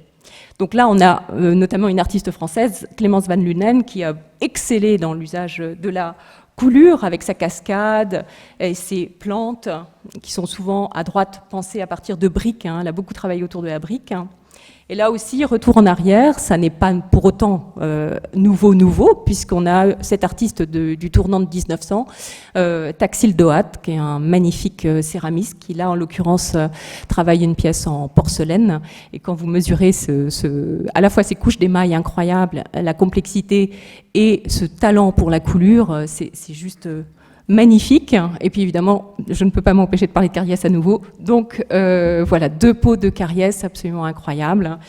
Pour vous dire aussi juste un mot à ce sujet-là, c'est vous sensibiliser au fait que Cariès, qu'on a longtemps pensé vraiment un peu rétrograde sur sa manière ou sa culture picturale, eh bien en fait on vient de découvrir qu'il était très au courant des avancées picturales de son temps et qu'en l'occurrence il a conversé, échangé des pièces avec James McNeill Whistler et que ça donne aussi un éclairage tout à fait intéressant sur la céramique de Cariès justement. Et donc, le pot que vous avez à droite, pour moi, est un pot de peintre. Enfin, je veux dire, on voit les débuts d'une abstraction picturale de façon totalement manifeste, et ça, c'est tout à fait aussi passionnant. Le jeu de l'émail qui est poussé dans ses retranchements, et ça, c'est hyper intéressant aussi, c'est-à-dire que tout d'un coup, il y a un inversement. L'émail ne vient pas recouvrir une pièce, mais devient un facteur structurel de la pièce. Donc ça, c'est vraiment quelque chose de tout à fait fascinant, avec notamment, là, le point culminant, c'est Christina Schuh Christensen, qui va jusqu'à porter ses pièces par de l'émail. Emmanuel Boss, qui a, vous savez, fait une thèse, lui aussi au Royal College of Art, sur justement la poétique de l'émail. Donc je vous parlais tout à l'heure de ce voyage un petit peu à la fois géologique et temporel de l'émail d'une pièce. Et bien là, effectivement, lui s'est intéressé à cette composante dont on ne saura jamais de quoi elle est faite, hein, entre la surface visible et palpable et puis ce voyage qui mène l'émail au tesson, et bien de quoi est faite cette matière, qu'a-t-elle traversé dans le feu, etc. Et c'est la question qu'il se pose, de savoir finalement quelle est cette matière, cet espace-temps qui sépare la superficie de l'émail à la pièce. Et ça, c'est, je trouve aussi, une des questions céramiques les plus essentielles et les plus belles. Il n'est pas le premier à parler de cette poétique de l'émail. Ben Lisa, le célèbre céramiste français, l'avait fait avant lui. Matière d'émail, une des grandes innovations aussi, on l'a vu un peu avec Taxil Doat, mais quelque chose de très brillant. Là, on est dans un univers complètement opposé, avec Anders Roewald, hein, qui lui va plutôt nimber, noyer absolument ses pièces dans cet émail mat, toujours, noir la plupart du temps. Bon, il avait fait quelques objets comme ça très discursifs autour du banal, qui était beaucoup plus pop, mais ça fait un certain temps maintenant qu'il se spécialise dans cet aspect noir et mat. Et puis, à défaut d'avoir un émail ou un revêtement, eh bien, l'aspect couleur peut être aussi obtenu par le feu lui-même. Et ça, c'est quelque chose qui revient en force. La question de la cuisson bois, on va y revenir en fin de séance peut-être, mais est plus que jamais d'actualité. Est-ce que la cuisson bois est anéantie? Est-ce qu'elle est condamnée? Certains pays et certaines législations l'ont déjà condamnée. En Suisse, on ne peut plus cuire au bois, par exemple, c'est interdit. Et il y a de plus en plus d'interdictions comme ça qui planent sur nos têtes par rapport à cet usage-là. Donc les céramistes se défendent et défendent le fait que ça n'est pas anti-écologique, et Jean Girel en tête, donc je vous en parlerai. Mais là, on voit effectivement l'effet de la flamme. Bon, c'est des exemples parmi tant d'autres, mais comme les pièces sont remarquables, je vous les montre. Donc de Voulkos, toujours. Akiyamayo, sublime pièce qui fait tellement respirer la matière, c'est pouf. Et puis, les tendances très actuelles en matière de couleur et de revêtement. Et là, c'est vraiment bling-bling, bobo, tout ce que vous voulez. Mais en tout cas, c'est un phénomène complètement massif, qui est le retour de l'or, du lustre, du noir. Et là, alors on rivalise d'exploits. Donc Sterling Ruby. Marc Alberghina, qui lui a un discours beaucoup plus politique par rapport à ça, c'est notre seul céramiste français à traiter et à entrer dans le terrain de la dénonciation vraiment politique. Et ça, c'était, vous vous souvenez, un des premiers monuments qu'il a fait connaître, qui était exposé à Beauvais notamment, et qui s'appelle le monument à Valoris. C'est le cycle, mais c'était pour commémorer justement la mort et la destruction à la fois de la production de qualité de la céramique de Valoris, et à la fois aussi la destruction de la santé des ouvriers qui travaillaient à Valoris pendant des années et qui se sont intoxiqués justement dans les vapeurs de ce lustre. Et donc voilà, il en a fait un monument avec à la fois cet émail clinquant, rutilant, qui était celui qu'on a trouvé à la fin des années 70, quand l'ère de Valoris était dépassée. Donc il a un discours toujours extrêmement critique. Là, ce sont les recherches actuelles de Valérie Armans, la femme de Jean Girel, avec de très très jolies petites pièces, des petits fruits.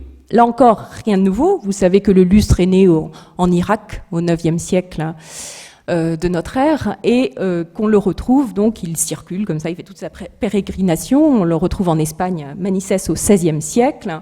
Et puis Clément Massier, cet artiste français du tournant des années 1900, se remet à visiter le lustre donc dans les années 1910 avec des très jolies pièces. Là, pour le coup, ça change complètement du Massier de 1890 qui était quand même un peu indigeste. Et là, il surprend par le raffinement.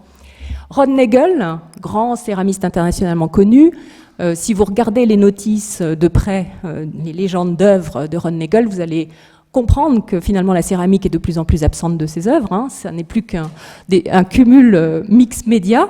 Donc on a à la fois du plastique, des émaux tout faits, de l'acrylique, etc. Et on s'éloigne de plus en plus d'une culture céramique au sens strict du terme. Pour autant, il joue cette carte de l'or, du noir, comme Gabriel Van Boog, qui a aussi produit ces petits ballons issus de sa résidence à Sèvres, sur socle doré, comme Takuro Kawata, qui fait fureur en ce moment, et qui joue aussi cette carte. Mais ça encore, rien de nouveau sur la coulure d'or, puisque Jean Cariès, avec ce pichet juste magnifique, 1889 quand même. Hein.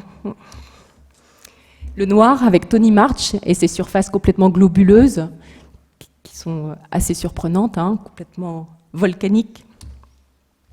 Et là encore, rien de totalement nouveau, puisqu'on a ce bol 18e de Josiah Wedgwood, pardon, et qui est, je trouve, absolument admirable, de proportion, de forme, d'élégance. La céramique politique, je ne sais pas du tout quelle heure il est, et je me demande si vous commencez à vous lasser ou pas. Ça va, vous tenez le coup? C'est vrai? On continue? Bon, alors on continue. Céramique politique. Donc je vous ai dit, hein, essentiellement américaine, à part Marc Alberghina, dont on a parlé à l'instant, qui est notre seul céramiste français à s'intéresser à la question. Donc on va passer rapidement, mais il y a quand même une grande figure de ce qu'on appelle le courant du funk art, avec Robert Arneson sur la gauche, hein, autoportrait. Grayson Perry, qui prend en fait et cause pour les minorités, et notamment pour la cause homosexuelle.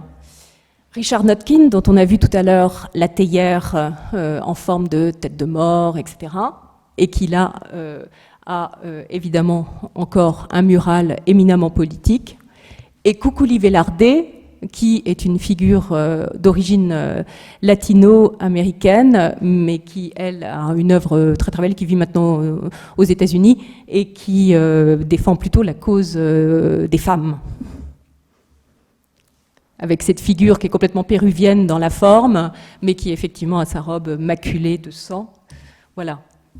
Niels Braunwald, dont on a beaucoup parlé aussi, et dont on voit toujours à peu près les mêmes œuvres depuis 10 ans, et qui est une figure anglaise assez éminente.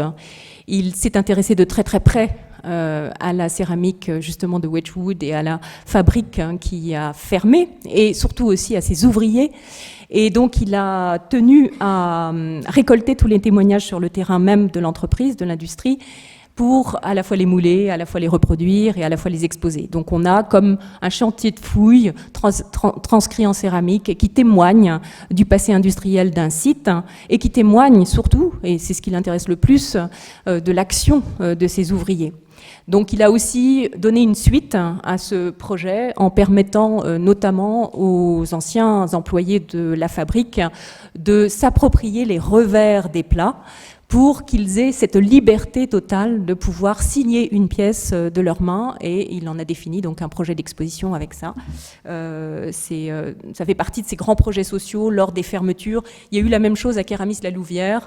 J'en discutais l'autre jour avec le directeur Ludovic Recchia, et qui disait que justement à la fermeture de l'usine Bock à Kéramis-la-Louvière, il y avait eu cette nécessité de construire et de pacifier cette histoire à travers un spectacle de théâtre. Donc à chacun sa solution, quoi. Mais en tout cas, ça laisse tellement des âmes ouvertes quand il y a des fermetures brutales d'usines comme ça, où on a demandé aux gens de donner du savoir-faire, de donner tout ce qu'ils avaient de meilleur pour la réalisation de choses belles, et ça s'arrête du jour au lendemain, et on leur dit qu'il ne signifie plus rien, et ils ont besoin de se réconcilier avec cette histoire, et c'est pour ça que cet intermédiaire artistique leur est totalement nécessaire.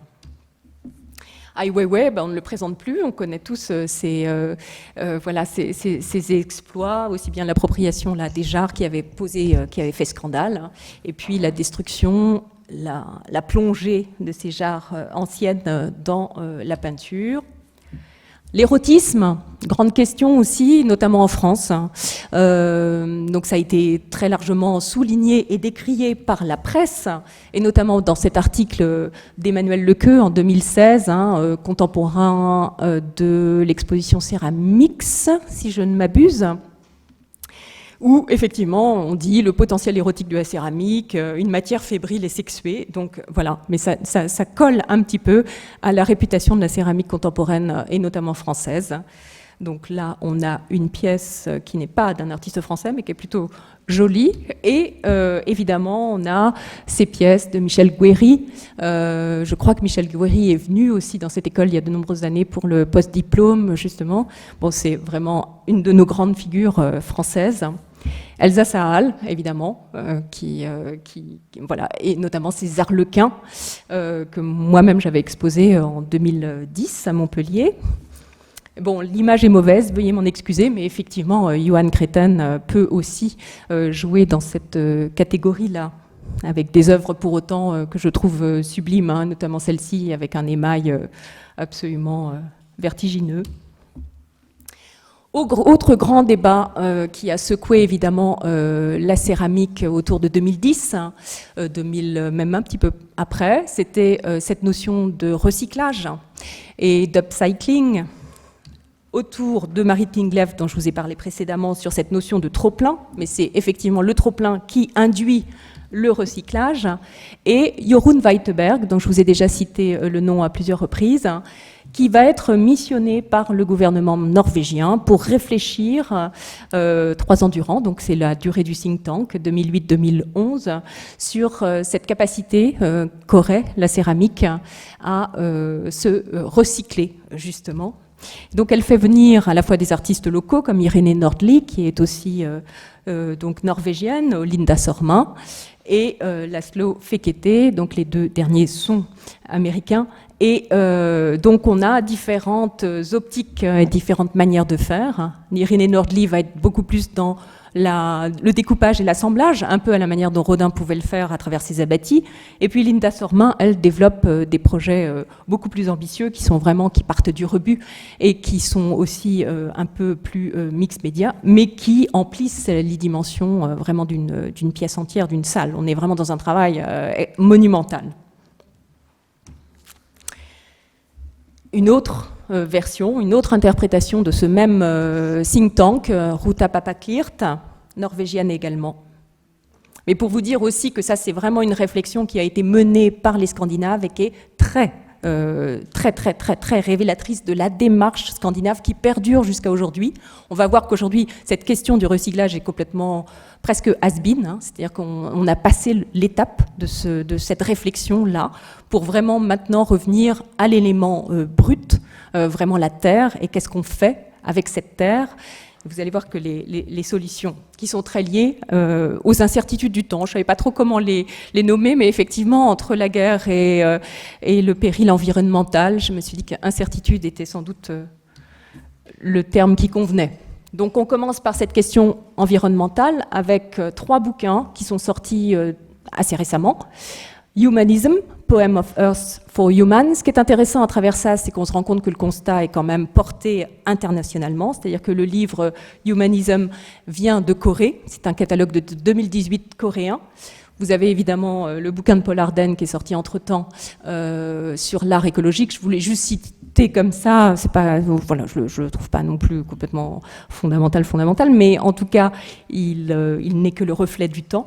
Et puis, le bouquin qui vient juste de sortir sur la droite, et dont on va reparler, qui s'appelle Solid Ground, et qui émane de l'université Alvar Aalto, en Finlande, et qui est, je trouve, un laboratoire expérimental. C'est vraiment un laboratoire expérimental autour de la céramique et dont le travail est vraiment très intéressant. Je vous invite là aussi à vous pencher sur ce qu'ils développent et ce qu'ils font. C'est tout à fait passionnant. Donc, on a effectivement des réflexions qui peuvent aller dans tous les sens par rapport à cette question de l'environnement. Donc là, vous avez vu l'expo Beautés équivoques, donc vous avez vu et découvert ou peut-être revu cet artiste coréen Meng Wok-jae avec sa réflexion sur la manipulation des espèces. Donc là, vous retrouvez, maintenant, il développe encore le principe, et lui aussi emplit les pièces avec des installations absolument monumentales, des choses qui découlent du mur, du plafond, du sol, enfin, il y en a absolument partout, ça déborde de partout, et avec des animaux qui sont toujours complètement hybrides, soit avec des ailes ici, soit avec 3 yeux, enfin, tout est absolument déformé. Et puis surtout, on est face, dans cette réflexion par rapport à l'environnement, à l'obsession, l'omniprésence de la terre crue, dont l'une des premières figures a été Phoebe Cummings, une Anglaise, elle aussi, qui fait aujourd'hui assez fureur, qui est demandée à travers le monde entier et qui a toujours procédé comme ça par installation de terre crue, donc sous bulle, évidemment, puisqu'il s'agit toujours de cultiver l'humidité qui va être relâchée par la terre pour qu'il y ait une détérioration progressive du paysage, bien souvent, et que les choses se délitent naturellement. Donc c'est un peu toujours cette anticipation de la mort de la représentation qui est calculée à travers des œuvres comme celle-ci. Là encore, il y a des maîtres auxquels on peut se référer en la matière. Hein. Donc Charles Simons, donc 1970, qui a été un des premiers à faire des installations autour de la Terre crue. Et là, on le voit, et ce sont deux films qui appartiennent à la DRAC Centre et qui sont deux petits films qu'on peut voir aussi sur le net. Donc ne vous privez pas, et qui était vraiment une des premières tentative avec ces toutes petites briquettes qu'on prend à la pince à épiler et il construit des petits édicules sur son propre corps. Enfin, c'est vraiment fondamental. Enfin, c'est des œuvres qui sont super connues quand on s'intéresse un peu à l'histoire de la céramique. Mais voilà. Autre personnage que j'aime beaucoup, qui tient plus au land art, hein, une notion qu'on a un petit peu négligée maintenant, mais en tout cas oubliée, c'est un courant. Voilà, avec Anna Mendieta, la compagne de Carl André, et qui laisse cette trace humaine, anthropomorphe, dans l'argile. Et là encore, ça va être au gré du temps, au gré des intempéries. La trace va se déliter naturellement. Il y a toute cette ambivalence, en tout cas cette notion de mort inhérente à l'œuvre, hein, qui est transportée dans ces cas-là. Bon, là, on a déjà vu, on passe. Et une autre artiste que j'ai découvert il n'y a pas très longtemps, mais que je trouve vraiment très, très, très puissante, Anna Maiolina, qui à la fois travaille l'extrudeuse avec ces boudins d'argile crue, et puis qui fait aussi d'immenses installations murales, un travail extrêmement impressionnant. Travail de la terre crue, pour nous, spécialistes de la céramique, ça passe invariablement aussi par Alexandra Engelfried, hein, qui a été vraiment une des premières à se dédier uniquement à la terre dans ce format-là, et qui est aussi emplie toujours de mémoire. Hein. C'est-à-dire qu'elle a notamment travaillé, vous savez, dans les tranchées des poilus de la Première Guerre mondiale, hein, et elle a pris les empreintes de ces tranchées qu'elle a réussi à cuire in situ, et ça reste maintenant une œuvre patrimoniale préservée, etc. Mais ça veut dire aussi que ce travail peut être un travail de témoignage, là encore à caractère un peu politique. Là voilà, justement, la fameuse tranchée qui a été réalisée en 2013. Toujours autour de la terre crue, Belinda Blignaud, Afrique du Sud, qui a un procédé qui m'amuse pas mal, qui est assez drôle, je trouve, hein, qui se met à l'intérieur du pot qu'elle est en train de construire, hein, et donc qui érige un pot autour de son propre corps. Hein. Elle le sèche comme ça progressivement au chalumeau pour arriver à maintenir la forme à peu près en équilibre. Et puis une jeune artiste norvégienne, je crois, en tout cas scandinave, aucun doute, Hedvig Winge, qui travaille uniquement la barbotine sur des tissus ou des papiers et qui fait des installations à l'échelle assez monumentale, je trouve tout à fait belle. Il y a vraiment quelque chose d'assez puissant là-dedans. Donc là, il y a une première photo et cette deuxième à base de textile sur le mur du fond, là. Je trouve que c'est une approche qui est tout à fait sympa. Ensuite, on a aussi beaucoup, de nos jours, et ça obsède vraiment les jeunes céramistes à la jeune génération, c'est l'esprit de collecte.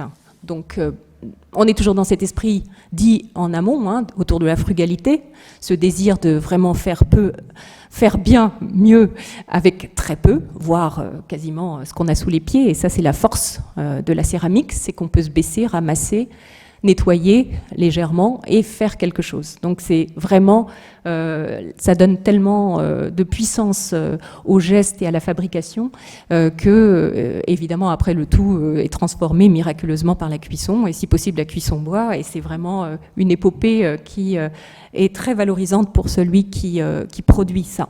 Donc là, on a une présentation d'une installation encore par Jen Norbury, qui habite elle aussi en Bourgogne et qui a là récolté différentes terres à proximité de chez elle et qui les étale de façon très rudimentaire sous la forme d'un pot, d'un petit seau. Il y a aussi le groupe qui s'était constitué autour de Daniel de Montmolin, hein, une figure éminente de la céramique française aussi, toujours en Bourgogne. Là, une réalisation de Montmolin. Et puis, Yasmin Smith, je ne sais pas si vous la connaissez, c'est une Australienne et qui a décidé d'arpenter un peu le monde à travers ces mêmes expériences, en décrochant des bourses de ci, de là, et qui, en général, choisit de s'implanter à proximité d'un lit de rivière qui va collecter la terre. Donc, elle a fait tout le bassin de la Seine, elle est allée en Chine, et elle collecte la terre, et elle ramasse aussi et coupe donc les branchages des arbres qui sont connexes à la rivière dans laquelle elle collecte la terre.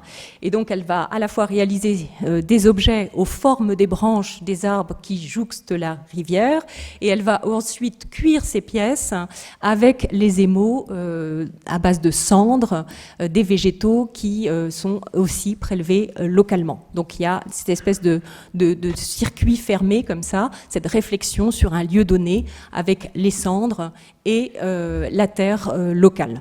Donc là, elle a exposé, ça c'est une exposition qui avait été présentée, non, celle-ci je ne sais pas, celle-ci oui, à Beaubourg, il y a 2 ans. Donc elle était en quête d'un four électrique de suffisamment grande dimension pour pouvoir cuire ses œuvres, et finalement elle avait atterri elle aussi à Saint-Amand, donc on l'avait, Saint-Amand-en-Puisaye, on l'avait accueilli pour pouvoir réaliser cette œuvre. Alors, ce qui est très intéressant là-dedans, et je vais en parler un petit peu ultérieurement, c'est que, en fait, ce sont des gens qui s'associent bien souvent à un regard de scientifique, donc on passe par des associations, et surtout le céramiste devient de plus en plus à l'heure actuelle ce qu'on pourrait assimiler à un lanceur d'alerte. Bien souvent, elle va arriver dans un territoire, et c'est son travail de céramiste qui va mettre en lumière un déséquilibre dans un écosystème donné, par exemple. On va voir que, effectivement, le fait qu'il y ait des cendres de machin ou de trucs, eh bien, tout d'un coup, ça va révéler qu'effectivement, il y a une végétation totalement invasive qui désaxe, par exemple, un écosystème donné. Donc ça, c'est, je trouve, un rôle tout à fait nouveau qui est dévolu aux céramistes de terrain et qui n'existait pas du tout et dont on ne parlait absolument pas. Donc on voit aussi cette manière, cette perméabilité entre les grands enjeux de société et ce nouveau rôle qui est dévolu ou qui est pris volontairement par les céramistes. Là, une très belle œuvre d'un grand artiste international qui donc a fait des carottages et qui présente toutes ces carottes de sous-sol argileux. Et puis, il y a cette autre approche qui est tout à fait passionnante, qu'on va finalement découvrir chez plusieurs céramistes, donc avec notamment Jacques Kaufmann, qui n'est pas nouveau sur la scène, mais qui fait ça depuis un certain temps. Mais on va voir que ce procédé de délégation ou de création par délégation va être repris par un certain nombre de jeunes artistes céramistes. C'est-à-dire que finalement, il y a une telle culpabilité qui repose sur les gens, les artistes et parmi eux les céramistes à l'heure actuelle, que finalement, il y a un refus de vouloir intervenir avec la main directement sur la matière. Et donc, il y a ce souci de déléguer la création au hasard.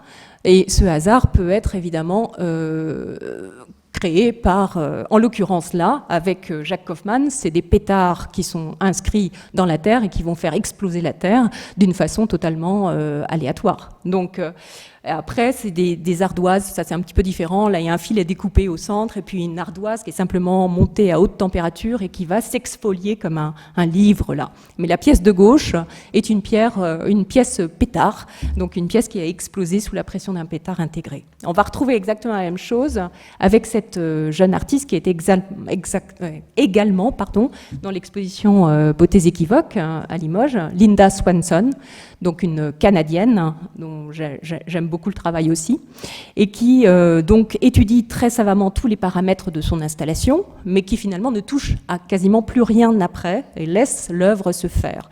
Donc avec ce refus de devoir encore s'impliquer pour faire encore plus mal. Et donc il y a vraiment ce poids de la culpabilité de l'artiste face à cette dégradation de l'environnement. Donc là on voit, il y a les matières qui sont dans les textiles suspendus et qui s'égouttent petit à petit pour créer des croûtes terrestres qui peuvent être ensuite soumises à la cuisson pour créer des émaux divers et variés.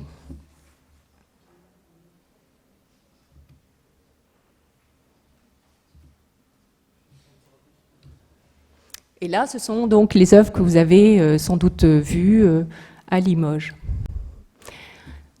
Quand on pousse la logique, là, il ne s'agit pas d'une céramiste, mais il s'agit d'une photographe finlandaise aussi, Rita Ikonen, qui, elle, cherche au contraire à pactiser avec la nature et en tout cas à pacifier le discours et le dialogue des gens avec le milieu dans lequel ils évoluent. Et donc, elle a demandé à un certain nombre de personnes de bien vouloir se mettre à l'endroit dans lequel elles se sentaient le mieux et qui était celui qui leur ressemblait, c'est-à-dire de voir un peu la manière dont ils se fondaient dans leur propre paysage. Et donc, elle a fait toute une série de très très beaux portraits.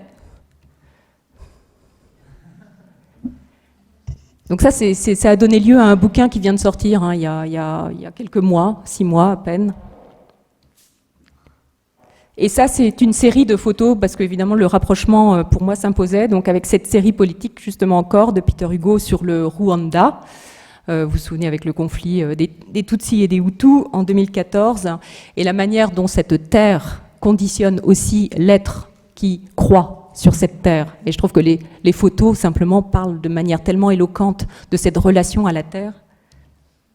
Et ça, ce sont les aborigènes d'Australie qui ont été justement photographiés dans le cadre d'un projet Ernabella qui visait à redonner un peu le sens de la poterie perdue et de la poterie traditionnelle aborigène aux aborigènes eux-mêmes qui en avaient perdu un peu la pratique et les codes. Et donc il y a eu tout ce travail avec une université pour pouvoir les remettre en condition de produire, etc. L'avenir de la cuisson bois, pour ceux que ça intéresse, j'ai une petite vidéo de présentation de 2 minutes et surtout, vous pouvez aller directement sur le site de Jean Girel pour voir en quoi consiste sa cuisson bois et la conception de son nouveau four. Si vous êtes intéressé, il n'y a pas de problème, je vous laisse y aller. Je vous parlais d'association des savoirs et notamment avec les scientifiques. Bon, il y a de plus en plus d'initiatives qui sont faites à travers le craft dans cet esprit-là. Ça n'est pas nouveau, mais en tout cas ça devient de plus en plus prégnant. L'UMA à Arles est aussi complètement dévolue à ce genre de rapprochement entre les designers, les scientifiques, les makers, etc. Et puis les designers eux-mêmes certains touchent aussi à la limite de leur pratique et ont besoin de changer un peu les codes de leur métier. Et donc, par exemple, ces 2 artisans designers, eux, ont décidé d'être dans l'itinérance la plus totale et d'aller à la rencontre des artisans pour être au plus près, donc, justement, des savoir-faire. Alors là, je vous dis juste un mot de Solid Ground. Donc, c'était le fameux bouquin finlandais de l'université d'Alvarado dont je vous parlais à l'instant. Et eux, effectivement, dans leur atelier expérimental dévolu à la céramique, ont développé un projet de collecte des terres urbaines, proprement dit. Et en fait, ils sont aperçus qu'effectivement, les terres étaient polluées d'une manière assez dramatique. Et ce sont leurs expériences associées à un groupe de scientifiques qui a pu mettre effectivement de toute évidence, enfin en évidence à travers les émaux, donc le dysfonctionnement et en tout cas la contamination de ces terres urbaines. Et donc c'est assez drôle à travers une pratique céramique classique de pouvoir mettre les polluants en valeur justement sur ce travail d'émaillage.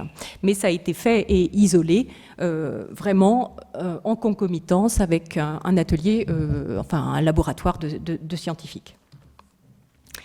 Pour finir, je vais vous parler de la partie humaniste de la Terre. Donc on l'a un petit peu vu à travers cet attrait de la Terre et des photos là, qui servaient effectivement ou qui visaient à réconcilier les gens avec la Terre dont ils étaient originaires. Et là, on va parler aussi beaucoup de la notion de care. Vous avez dû en entendre beaucoup parler, mais moi je parlerai plus globalement d'un esprit humaniste qui est inhérent à la pratique de la céramique, et notamment depuis la Seconde Guerre mondiale. Donc c'est un discours auquel je tiens, parce que c'est un discours qui porte beaucoup l'histoire de l'Académie internationale de la céramique pour laquelle je travaille activement. Et je trouve que c'est une de nos missions et sans doute la plus intéressante. Et donc quand on voit des figures comme les Lerat, par exemple, eh bien on a des écrits de Jacqueline Lerat qui témoignent de cela, très nettement, c'est-à-dire qu'elle dit clairement en 1945 qu'elle peut et qu'elle n'a qu'à se baisser et à ramasser la terre pour ériger, pour effectivement construire quelque chose, et que ce truc qu'elle va construire dans son coin, etc., elle s'imagine que forcément, à l'autre bout de la planète, il y a quelqu'un qui peut faire exactement le même geste, et que initier ce geste aussi simple, c'est déjà commencer à renouer un dialogue avec l'autre à un moment où il faut vous rendre compte de cette perte de confiance totale qu'avait l'homme en lui-même. C'est-à-dire que la Seconde Guerre mondiale a prouvé que l'homme était un être à double visage, qu'il pouvait certes être compatissant et sympathique, mais qu'il était aussi absolument diabolique. Et le fait de concevoir et d'accepter, et de devoir accepter la double nature de l'homme avec autant de violence, c'était quelque chose de très perturbant, et ça a été très perturbant, d'où le renouveau du sacré, d'où l'émergence des artisans et des églises, enfin d'où tout ça, donc d'où cet art sacré. Donc il y a eu cette veine-là, et on a justement un témoignage en argile d'un art sacré auquel ont participé les Leurat de façon assez active. Donc, en tout cas, il y a ce geste. Voilà, ramasser, dialoguer, c'était vraiment une nécessité à l'issue de la Seconde Guerre mondiale d'aller vers l'autre et de pouvoir dialoguer. Et la terre, eh bien, s'avère être, sans doute avec la danse et le chant, puisque ça nécessite là aussi rien d'autre que juste ce qu'on a en soi ou à côté de soi, eh bien, sont les vecteurs du dialogue avec l'autre. Jeanne Mammen, c'est une artiste allemande qui était surtout connue comme une peintre et qui peintre depuis la Première Guerre mondiale et puis qui a continué, etc. Et au moment où le nazisme est monté en puissance dans son pays, eh bien, elle a refusé, elle, de façon tout à fait catégorique, de se plier au code et aux préceptes de la sculpture nazie, telle qu'énoncée avec cette espèce de rigueur, de droiture, de puissance, de surpuissance. Et donc, elle a adopté, justement par esprit de contradiction résolue, l'argile, et si possible l'argile crue, c'est-à-dire qu'elle mettait un point d'honneur à ne pas cuire ses pièces pour les fragiliser, les rendre encore plus fragiles et caduques. Et donc elle a fait comme ça, pendant toute cette période de montée du nazisme et de la guerre, de la Seconde Guerre mondiale, une série de pièces en argile, dont très peu ont subsisté évidemment, mais c'était vraiment pour elle une manière de s'opposer à une dictature, et je trouve que c'est particulièrement intéressant. Autre figure qui témoigne aussi activement de ce potentiel reconstructif de la Terre, c'est Yasuo Hayashi, qui est quand même un des plus grands céramistes du monde. Enfin, moi, je suis complètement renversée par la puissance de ces pièces, dont vous avez un exemplaire à droite. C'est un truc, c'est incroyable. Quand vous avez une pièce de Hayashi sous les yeux, vous comprenez pas ce qui se passe. C'est la première fois, quand j'ai vu sa pièce, alors que je suis vraiment habituée à la sculpture, c'est vraiment ma spécialité d'origine, et j'ai toujours eu l'habitude de concevoir une pièce dans un espace et de jouer avec ce volume dans l'espace, etc., etc. Et là, sidération totale, l'impression dans les pièces d'Hayashi que l'espace est complètement intégré à la pièce, qu'il n'a absolument pas besoin d'un espace environnant, qu'il vit par elle, la pièce vide elle-même avec l'espace qu'elle a réussi à intégrer en elle, et c'est tout à fait surprenant. Et en fait, eh bien, c'est peut-être pas si stupide comme analyse, parce que Hayashi, en fait, avait été réquisitionné par l'armée japonaise pour être kamikaze. Et donc, vous le voyez là, dans son habit, son costume de kamikaze sur la gauche. Kamikaze à 14 ans, donc c'est vraiment très, très précoce comme enrôlement. Et donc, on leur fait un bourrage de crâne absolument quotidien jusqu'à une perte absolue de toute émotion. Donc, on les dresse à ne plus ressentir aucune émotion. Et finalement, il a réchappé miraculeusement à la mission suicide. Et donc, il a réussi à s'en sortir. Et pendant énormément d'années, il a été incapable de savoir qui il était, d'avoir à gérer des émotions, des sentiments, etc. C'était quelque chose qui était rendu impossible. Il a simplement réappris à être un homme en malaxant la terre et en devenant céramiste. Et d'où ces œuvres actuelles, qui sont absolument incroyables, avec cette notion d'espace. Et en fait, il travaille et modèle bien souvent ses pièces de nuit dans son atelier, sans éclairage aucun. Et en fait, il dit qu'il a l'habitude de travailler comme ça parce que il se remet dans la position de ses voyages de nuit en cockpit, dans le cockpit de l'avion, où tout feu éteint.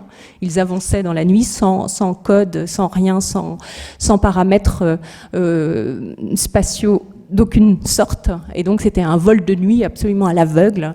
Et il travaille ses sculptures en vol de nuit à l'aveugle de façon totalement identique. Et là, je suis tombée aussi récemment, vraiment très récemment, sur des propos de Carlos Zoli, qui, bon voilà, c'est une figure aussi de céramiste italien qu'on a complètement évacué de nos mémoires, et qui pourtant tenait drôlement bien la route.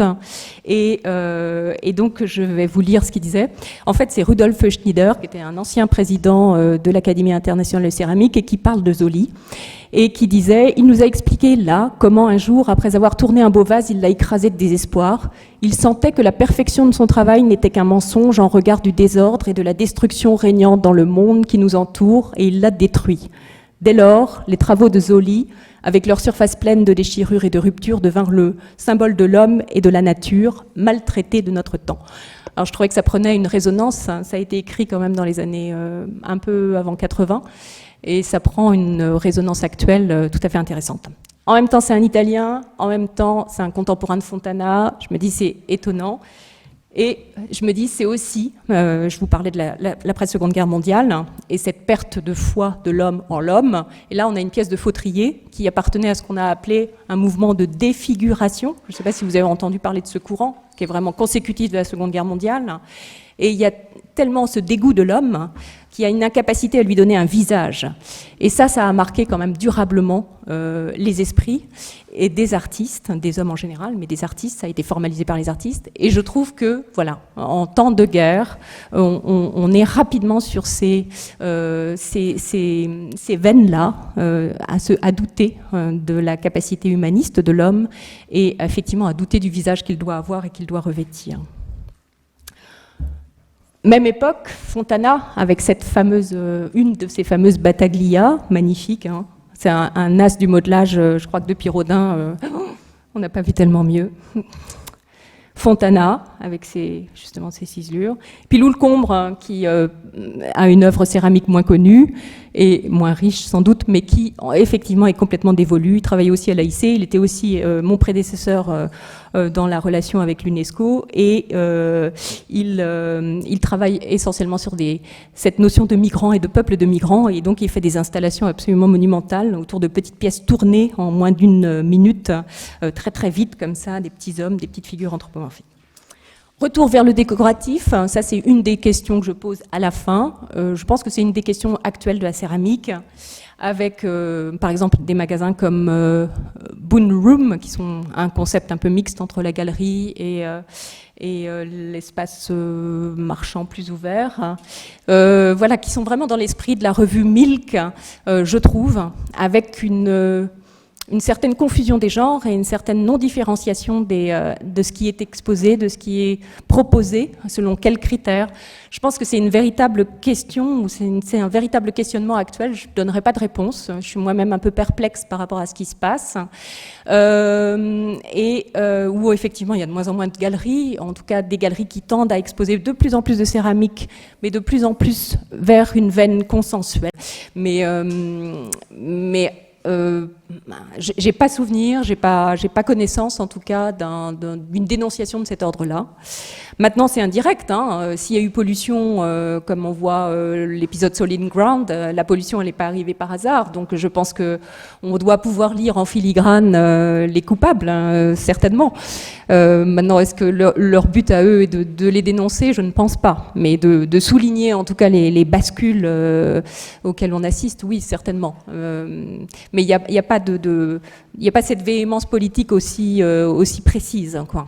En tout cas, pas que je sache. Maintenant, ça ne veut pas dire que ça ne va pas émerger dans les mois qui viennent, hein. Je veux dire, c'est vraiment une histoire en cours, hein. J'avais une question sur... on parlait de design et de travail avec des designers. À un moment, vous posiez la question de comment se nommer les céramistes, et oui. Est-ce que céramiste, un artiste, etc.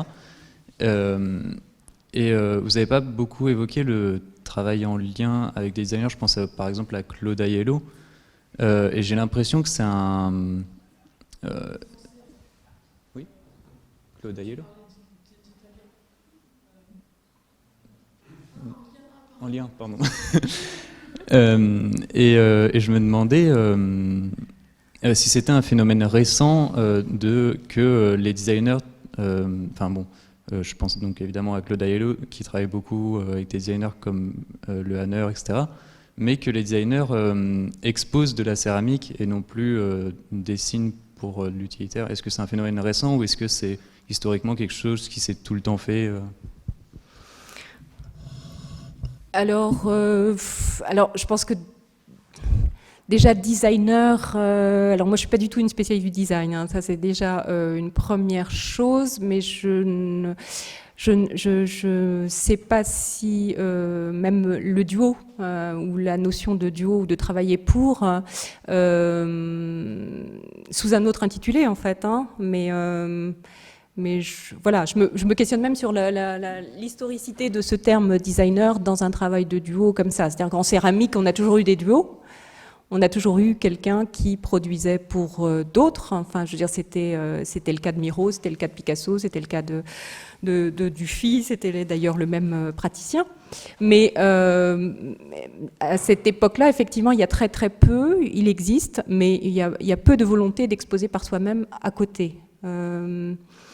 Ça, c'est pas vraiment manifeste jusqu'à une période quand même très récente. C'est pas quelque chose dont je ne sais pas, peut-être que dans la salle, il y a des gens qui peuvent intervenir ou qui peuvent donner des exemples contraires. Moi, je réfléchis en même temps, mais j'ai l'impression que c'est un phénomène, oui, plutôt plus récent. En même temps, moi, ce qui me paraît beaucoup plus intéressant, c'est aussi justement cette remise en cause de ce travail séparé. Qui émerge aujourd'hui avec cette volonté de renouer dans une association, mais sur des bases complètement différentes.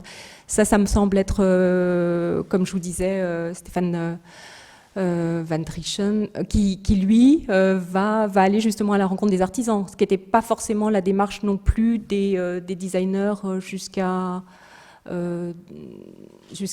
une date récente. Enfin, c'était pas forcément sur ce positionnement-là. Donc je trouve qu'il y a là, on redéfinit des bases d'un dialogue qui s'annonce intéressant, je trouve. Je sais pas, non? Qu'est-ce que vous en pensez vous-même?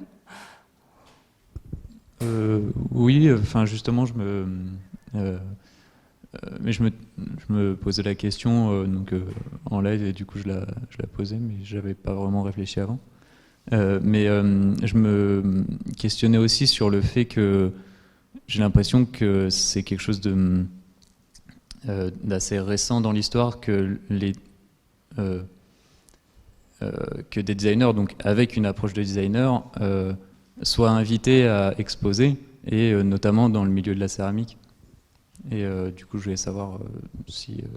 Alors récent depuis aussi l'explosion. Enfin, moi, je me souviens qu'en 2010, dans l'exposition de Frédéric Baudet, Circuit céramique, des designers étaient déjà invités à exposer à titre personnel. Hein. C'était déjà quelque chose.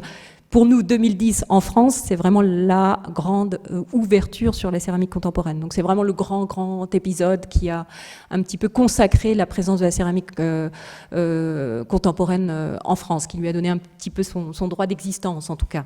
Donc on a été plutôt plus tardif, mais c'est véritablement cette exposition. Mais je me souviens très bien, effectivement, les designers étaient réquisitionnés, Claude Aiello aussi d'ailleurs dès cette date-là. Donc, vous dire avant, je ne sais pas trop, mais en tout cas certainement à partir de 2010, oui, catégorique, en France et ailleurs avant.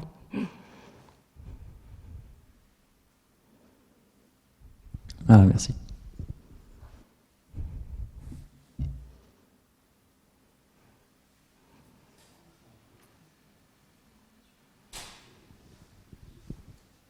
Est-ce que vous avez encore des questions, des interrogations? Je crois qu'il y a un temps d'échange qui est prévu demain, de toute façon, pour aller un petit peu plus loin.